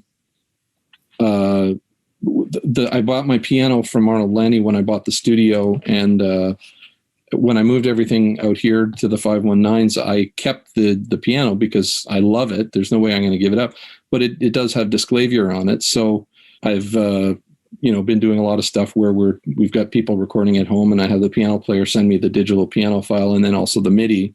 Yeah. So I just picked up this thing. It's this guy in, I think he's in Rochester, and he's Maurizio piano mount. So it's just a really cool sort of bracket that you can sort of mount microphones and stuff. And so that's sort of my latest little toy. So I've been sort of messing around with that because occasionally you end up with situations where the whole band wants to be in one room together. And although we all know that's kind of suboptimal, and you end up with more snare drum in the piano than piano, but being able to have the microphones where you can close the lid and get a decent piano sound, that's kind of a situation that comes up now and then. So, but yeah, I occasionally I get things where, like I fire the MIDI out through the piano and bring it back in. So the Matt Dusk Sinatra record we recorded it pre-pandemic, but then, over the course of getting it to the finish line happened over the beginning of the pandemic. And so Matt has a setup at home, and so he's able to record any vocal fixes. He actually cut the vocals live with the band, and then, punch in a line here and there, that kind of thing. And then just the way we had the room set up, we had Adrian play piano on his Yamaha controller, which has the continuous kind of MIDI controller for sustain pedal, which works well with this piano. So, so I fire the MIDI out through the piano and mic it and, bring it back in. And so, it is proving to be a thing that's useful during the pandemic. That's for sure.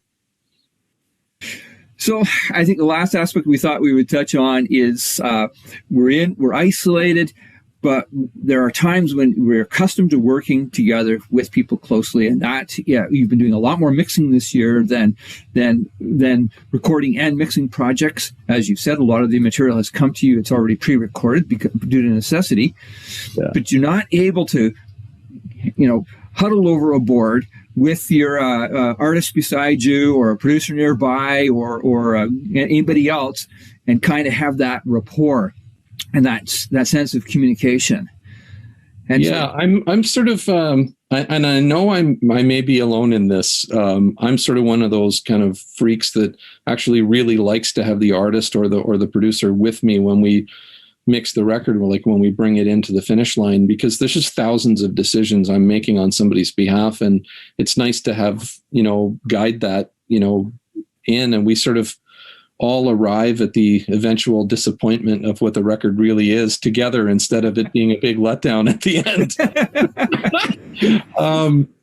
But yeah, I mean, actually one of my favorite quotes, Howie Beck said this once at one of our Juno panel things. He said, "I don't even want to be in the room with me when I'm mixing." And I've been laughing about that for probably 5 years. And I get it. Like I like a lot of my peers, maybe you're like this too, Earl, like to work alone and not have people breathing down your neck. I mean, I don't mind. I don't know. I enjoy being with people. I didn't get into this business to be the Maytag man, and sort of be alone. But this year, we all do a lot of that. And so it's not like that it's that new, but it's certainly, it's a lot, I mean, and I'm not necessarily somebody who is like a kind of primarily a mix guy. I work on a lot of records where I'm sort of involved from start to finish, and sometimes and often as a co-producer or something like that. And so it's a fairly hands-on process for me. So, I mean, I'm really craving the social contact from people, and, it's hard to be kind of in that place of, isolation and self-doubt for a year. It really kind of builds up on you. Is there a moment where you can think, we're really running into this, dealing with artists, and if we'd been side by side, they would have been able to hear what it is I was grappling with, but now they're apart, and so you're sending the information back and forth. Maybe they're not getting it, or is there been something that's been clear cut like that, or is it always just sort of evolved? Well, I think when you're all together, it sort of evolves naturally. Like, I mean, I've like most people, I've been doing stuff with like either Zoom or Zoom and Audio Movers or something like that to sort of kind of bring it into the finish line together and make those decisions. But you kind of have to understand that, it's not the same as being in the room together. It is hard. But, I think that process is good enough that, getting in a car and driving for an hour and a half to come out to be where I am to tweak the level of the trumpet on a mix. Yeah. Again, it's an environmental nightmare. Why be another car on the road? And people, I think, are becoming more comfortable with that. That's a good thing. But, let's be honest with ourselves. Like, there's no replacement for the kind of in-person aspect of that. And, if the artist can understand the limitations of, well, why can't we just turn this up? Yeah. Or why can't we do that? You can sort of show them why. And, or maybe we can, maybe I've learned more in my lifetime doing this, going against my own stubborn instinct and doing what the artist wanted to do, and learned way more in the process doing that. So, I think that's the part I guess I miss, is just the in-person thing. I think we all miss that, it's, and, the just contact with humans. Contact with humans. For me, I would just say that, like, the mental health aspect of this has been really hard for a lot of people. And, I sort of pointed out when we were chatting before, like my wife has dealt with anxiety and depression for many years, and she has built a lot of the coping mechanisms in the toolbox to kind of get through that stuff. And I'm completely ill-equipped, and found myself, the last few months were really, I'm climbing out of it now, but it was hard. There was a lot of kind of being frozen and, not being able to answer the phone or answer emails. And, I'm sort of digging my way out of that. Nobody's immune to that, and certainly I've talked to some other friends of mine that are strangely finding themselves after a year of this dealing with the same kind of stuff, people who are normally pretty resilient. And so I just want to sort of send my best wishes and good vibes out to anybody else who's struggling with that, because it's very real. And yeah, I don't know. I'm glad that the sun's shining now. So that's helping. Good chatting with you, John. Yeah, awesome. All right.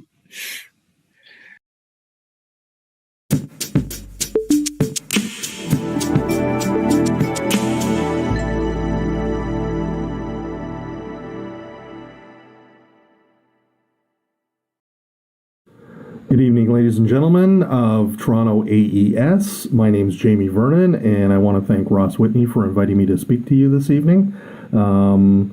Here in April of 2021, we're just past a year of being locked down, and more sanctions have been added to Toronto. So we're all kind of in the same boat together. And what we want to talk about, I guess, is what the heck we've been doing for the last year in terms of keeping our chops up as audio engineers.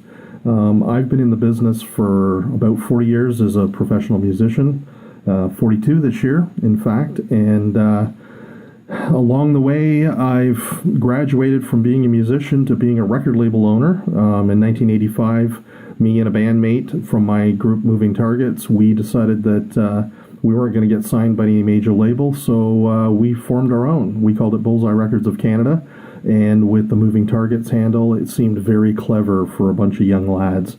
We were in our early 20s, so this all seemed to be very anti-establishment.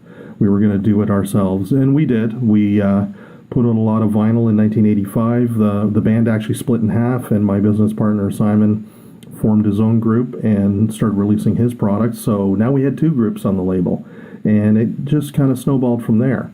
Still working a full-time job, but it was a nice little vanity project that we kept going, and it just kind of grew. By the late 80s, I was actually delving into making it more serious. I was working for the government at the time, and in my spare time, music was my full-time kind of thing. So my band kept releasing new records, and we got into the business of manufacturing CDs with independent product. And with a business partner, we got a grant from the Ministry of Communications to put together a bunch of independent artists on CD and put them through retail. And that kind of led to distribution for me nationally. From there, it just kind of launched. It took until the end of the 90s for me to get enough cash together where I could actually do the thing full time. I was working for Sam the Record Man as a content editor for their website, short-lived as it was, and with a second business partner, a gentleman who actually invented the phone cards, so he had a little bit of cash to spare, and he was a big fan of Canadian music, so he helped invest in what I wanted to do, which was reissue Canadian classic rock. Most of it wasn't represented on CD. The major labels were doing their thing, but a lot of acts owned their own product. So it was time. We needed to put that stuff out before it got lost or, God forbid, destroyed at any rate. And it was a project of mass proportions, tracking down master tapes, getting stuff baked, and finally put on CD. And here we are, another 20 years later, and it's all a digital world, and things are streaming, and musicians grousing about not getting paid. We got hit with the pandemic last year, and a whole house of cards collapsed, especially with people in live entertainment, recording studios, what have you. And a lot of, and I hope this group of people right now have been entrepreneurial and doing the work from home and being able to do stuff virtually. It would be nice to know that out of this there was still art being created and people salvaging their jobs, waiting. I've been fortunate enough to currently have a job that doesn't involve the music industry, but I've kept doing this. My record label finally folded in 2016 after just realizing that there wasn't going to be enough money to run it full time anymore like I did in the early 2000s. So I thought about preserving Bullseye's archives, and there was a huge archive.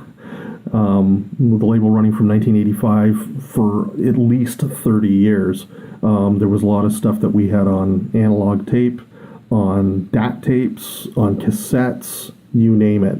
It involved demos, finished masters, interviews, you name it. We had it all. And that was what I intended on doing. And so the archiving began.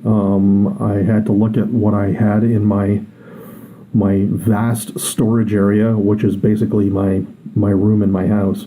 I don't have an office anymore, but I still have tapes and CDs and CDRs and DVDRs and what have you, and it was time to figure out how to do that on a low budget, i.e. no budget, and somehow get the thing transferred into a digital format so that it could be used for anything, for reissue, for putting up on streaming services, to be added to TV shows or commercials or jingles or what have you. Placement is a really good way for old audio to be repurposed for the future and still kind of make some pocket change for people, if not more. I mean, all it takes is one song to kind of go viral in a TV commercial, and there's money involved in that. So it's a revenue stream. And my plan was to make this passive money while I still had a day job, which I've been fortunate for, and I'm sorry for those that aren't working right now. It's been tough. Got into many discussions online, mostly through Facebook, with other people in the same situation, mostly musicians, because I've been in the business for that long that there's a huge community, as there is with the engineers, I would expect. And got talking to your friend and mine, Doug McClement, and he was talking about running out of things to do during the pandemic. He was cleaning closets. You can only spring clean the house so many times, or get rid of old clothing, or dust the ceiling. So he started scanning and formatting photographs from his personal collection, and then it came down to journals and stuff. And I was starting to get the itch. You can only sit around so long hoping that the doors are going to reopen again before you actually got to sit down and do something. So my first task was to go through all my old photographs, especially band photographs from gigs and stuff, and then production photos that we took with the record label. I had a great staff of photographers that I relied on, guys like John Fraser out of Toronto, John Rowlands, the rock photographer, people like that. So scanning began on that kind of thing, and of course that came to a quick end after a couple of months. I had all the negatives scanned. Then it was on to the audio. It was like, well, I need to get this archive from Bullseye sorted and actually put onto hard drive so I can see what I actually control and what can be salvaged. There's always the problem of how much baking has to be done to save an audio tape, and I was soon to find out. It didn't take much. I started with cassettes first. All my band rehearsals, band live recordings, you name it. I had cassettes upon cassettes of stuff. And I ran it from a bunch of cassette decks into my CPU, right into Audacity. I used that as a 2-track mastering method, which is great. I've been working with that. I was using SoundForge for years before that, just to declick things and get rid of pops and crackles and what have you, and any kind of anomalies that you'd find on a cassette tape. And it worked out fairly well. There's also a program where you can get rid of hiss and any kind of Dolby crunch that might be on there from the past. Cassettes are pretty versatile that way, unlike quarter-inch analog tapes from the 80s, which tend to have a lot of dropout just because the formula and the shedding kind of made it tough. That's where the baking comes in. But most of my cassettes kind of survived, and there was 40 or 50 tapes I think I went through. And from the cassettes, I moved on to CDs.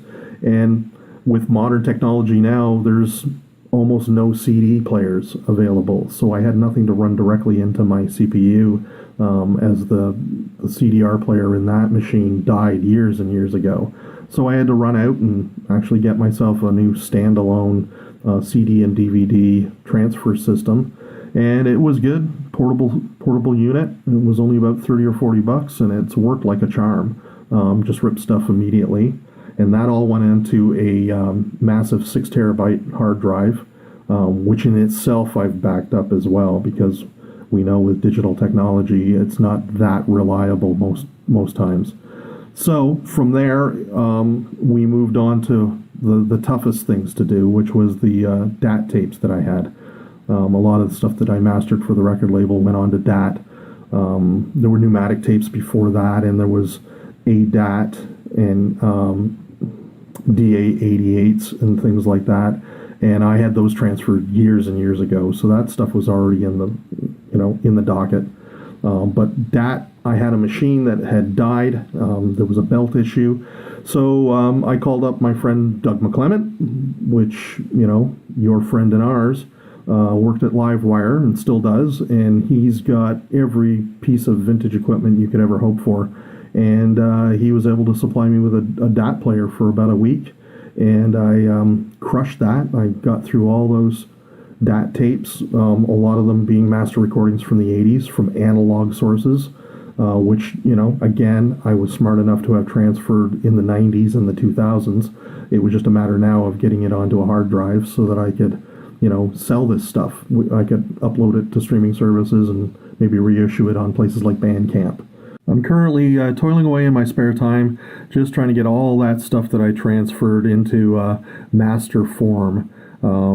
Some of it's not usable. It's for my own, history, as it were. I can play it for my kids and my grandkids years from now, but, my ears only, as it were. But other stuff will find its way onto various releases. Bullseye's still got a Bandcamp page. I've still got a streaming account, so I've got stuff on Spotify, iTunes, you name it. That's coming. I do that, when I've got spare moments and I can sit and listen to things in peace and quiet and figure out what's got hits and what's got clicks and fix it, as it were. But besides that, I've been moving more towards recording again. I'm in a band called Mr. Moray, and we got sidelined that first week of the pandemic last year. We were at Green Door Studio with John Critchley, great engineer, and we laid down 7 songs over 2 weeks and then got word that it was time to lock down. So we got half the album, the bed tracks are laid down. We've yet to mix that stuff, and we've got another 7 songs to go, and it's been frustrating because a year has passed and we don't have our album out yet. So instead I thought, you know what, I'm going to go back, look at producing some of my own solo stuff again. I put out several records in the 2000s, and the irony is not lost on me that this whole seminar for AES is called Audio in the Twilight Zone, because all my solo albums are named after Twilight Zone episodes. Broadcast from the Twilight Zone was my first solo album in 2003. Time Enough at Last was my second one in 2006, and then my third solo album in 2008 was called Nightmare at 20,000 Watts. It's a spin on the William Shatner episode Nightmare at 20,000 Feet, which people find kind of humorous. So I thought, you know what, it's time for me to get back at it, do some of my own recording. So using Audacity, as I've been using for the function of editing, also has a multi-track function, which is great. With some software upgrades, I was able to get a multi-track thing happening. And my band wanted to try and do something virtually through Zoom, and it just wasn't possible. We've all got different technology issues. I seem to be the most up-to-date, as is the drummer, but I got myself a Behringer converter from analog into digital, so I could put bass guitar or electric guitar or a microphone through it, and that's worked out kind of well. And then my former Bullseye partner, who's also in the band, as it turns out, we've kind of reunited after 30 years, he got me some software for Band in a Box. Now, like GarageBand, it's kind of a cheat or what have you, but for demo purposes, it's phenomenal because you can lay down ideas right away and at least get something up and running quickly. And then what I usually do is just make a bed track. I strip off the instruments that I actually play myself, guitar, bass, vocals, and what have you, and just leave drums and orchestration in the arrangements, and then create songs as it is. I hope to have something out probably end of the year, which would be nice. And from there, hopefully then the pandemic will be lifted and I can get back to playing live and you guys can get back to engineering, doing whatever it is you're doing, either in a studio or in a live situation, or, you might still be in an office like I am, and all the power to you.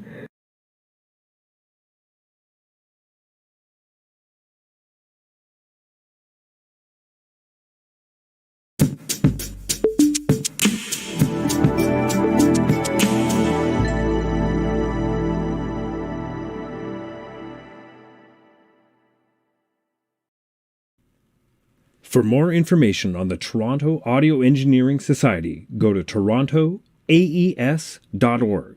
There you will find notifications on our upcoming events, past events, Masters of Audio, and our member showcase. The Toronto AES is brought to you by Solotech, Gare Audio, Sonotechnique, Bell Media, YSL Pro, Electrosonics Canada, BRTB, Global USS, Adamson, Lawo, avshop.ca, Q5X, and the executive team of the Toronto Audio Engineering Society.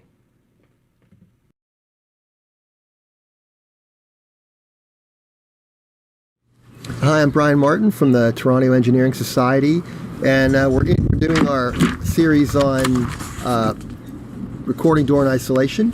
I'm here with Tommy McDonald from Utopia Press.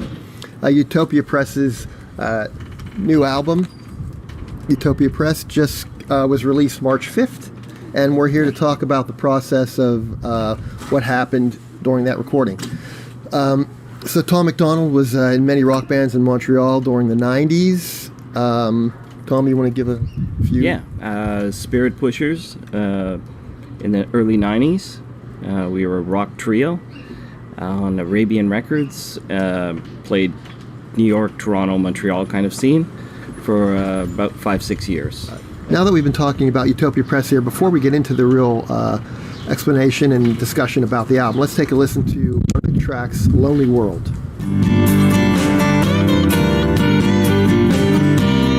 Through the night I've come, breaks my heart when I see no one. Carry me through the falling trees, bring me down so I can be free. It's a lonely world, with only traces of what used to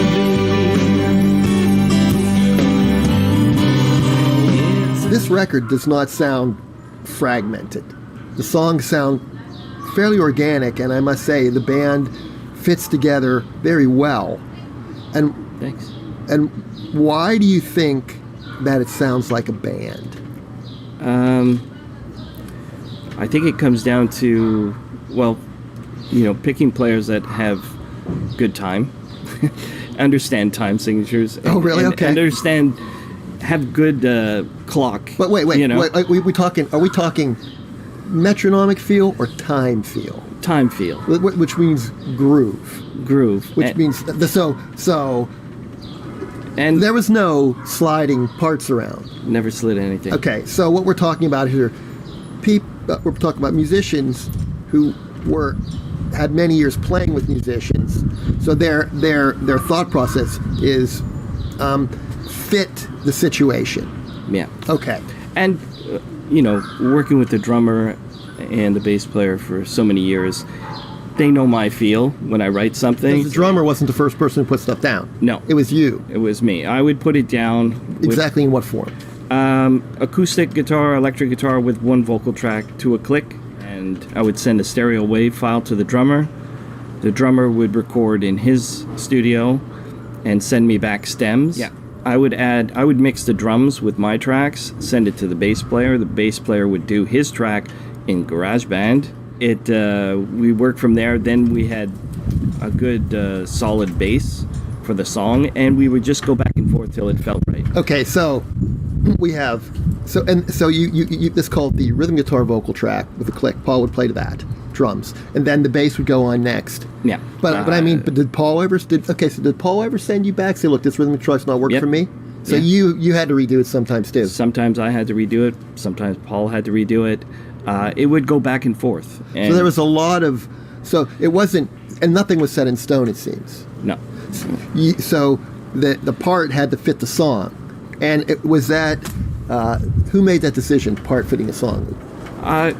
We would all, on Messenger, we'd all be on talking together, what did you think? And everybody would,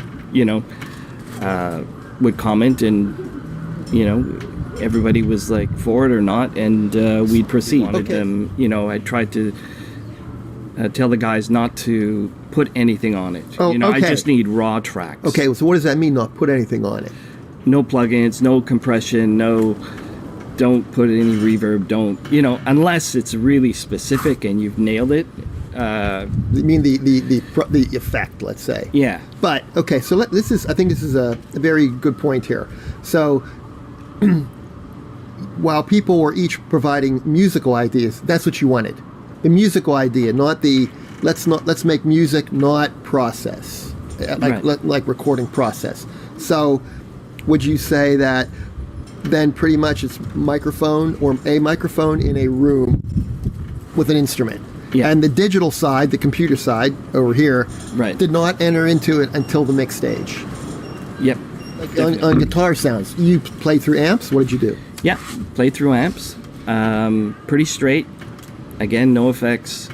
But you had maybe delay, distortion, blah, blah, blah. Distortion and vibrato. Yeah. Okay, so would you say, because all you guys are, let's just say, men of a certain age, you approached your recording process perhaps as... So most of these people recorded during the tape era, when the sound to tape was pretty much the sound that was going to be on the record.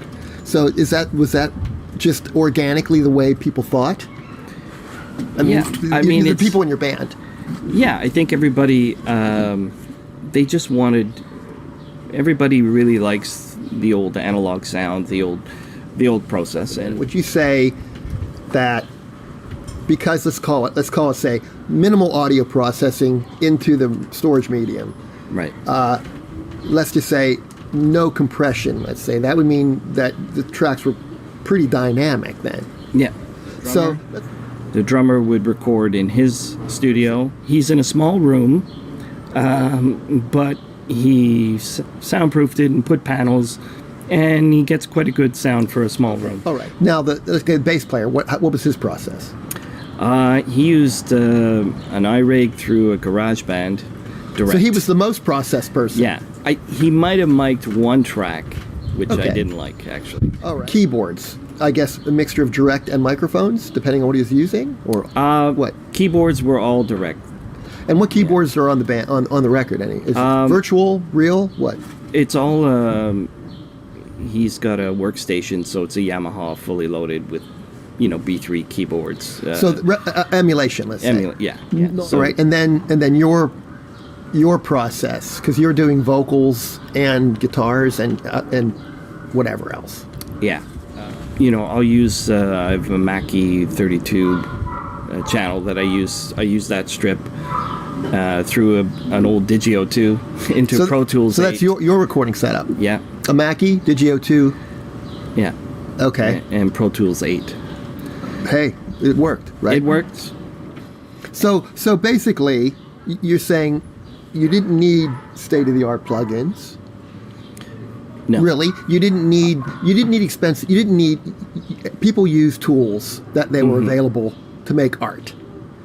We weren't obsessed here with having the latest and greatest anything. Mm-hmm.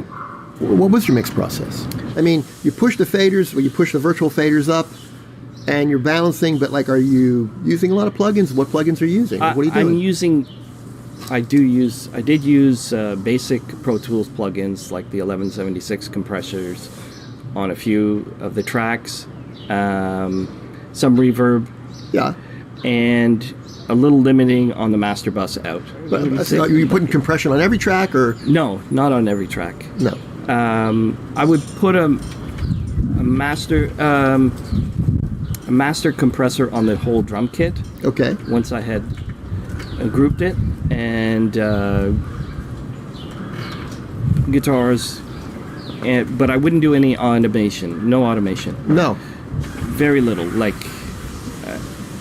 didn't do any movement on that. And again, on the master bus, just a little limited on the way out. So minimal. Yeah.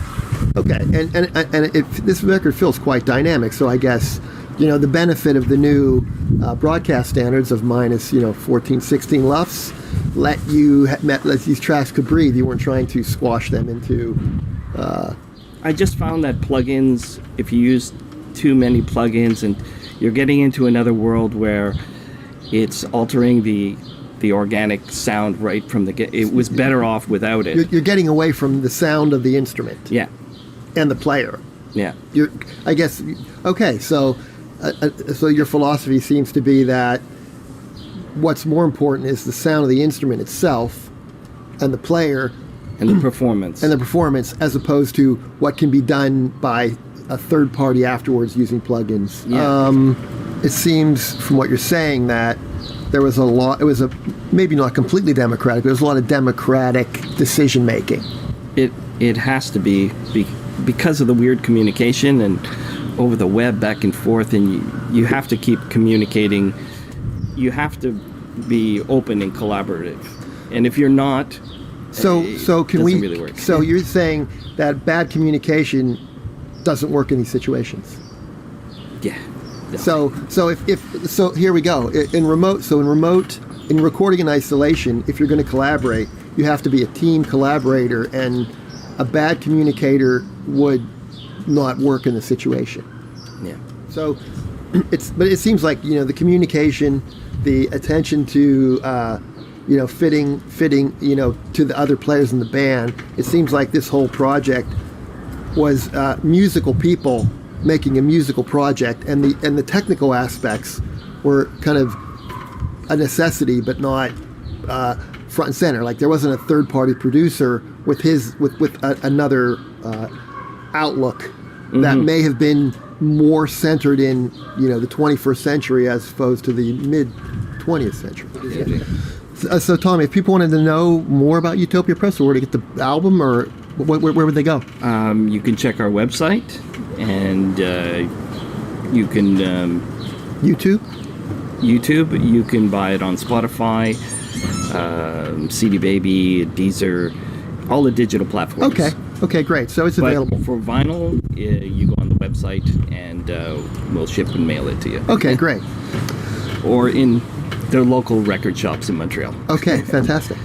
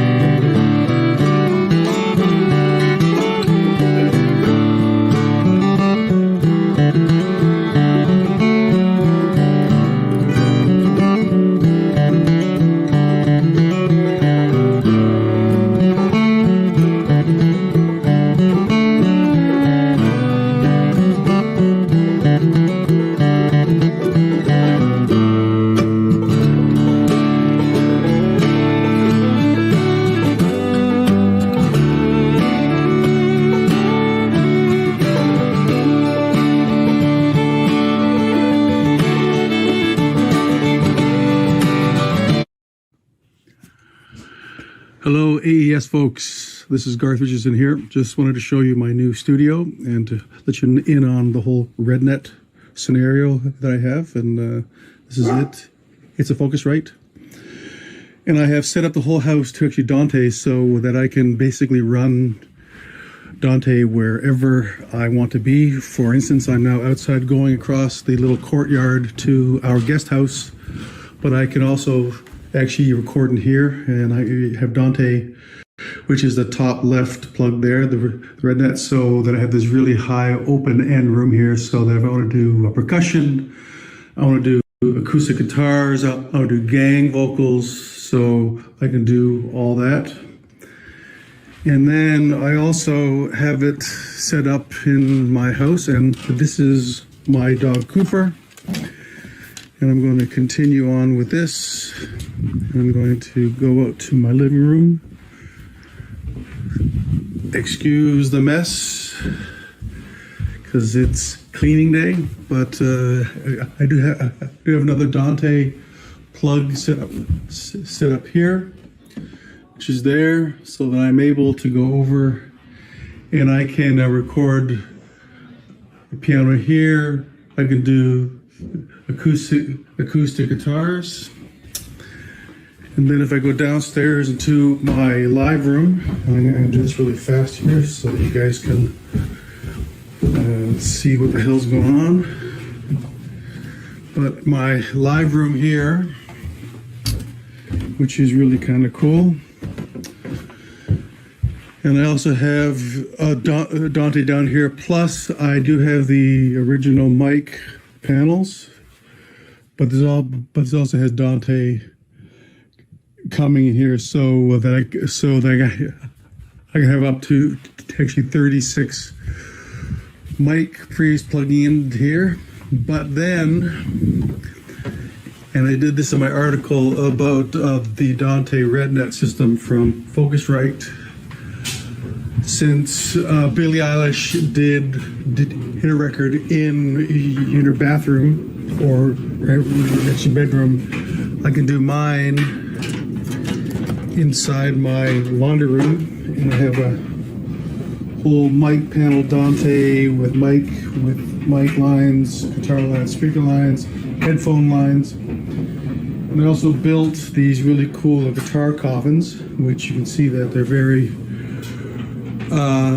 basically Toronto Maple Leaf thing, and I just put foam in front, put cabs in here, and I'm just redoing this room now, so that this is the last thing that I have to get done.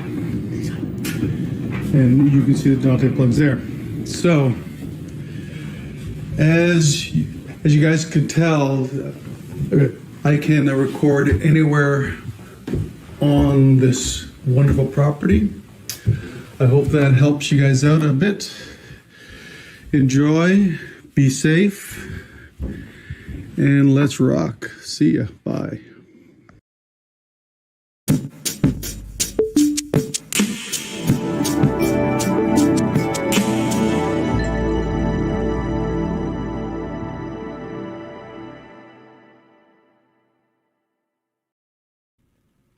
For more information on the Toronto Audio Engineering Society, go to torontoaes.org. There you will find notifications on our upcoming events, past events, Masters of Audio, and our member showcase. The Toronto AES is brought to you by Solotech, Gare Audio, Sonotechnique, Bell Media, YSL Pro, Electrosonics Canada, BRTB, Global USS, Adamson, Lawo, avshop.ca, Q5X, and the executive team of the Toronto Audio Engineering Society.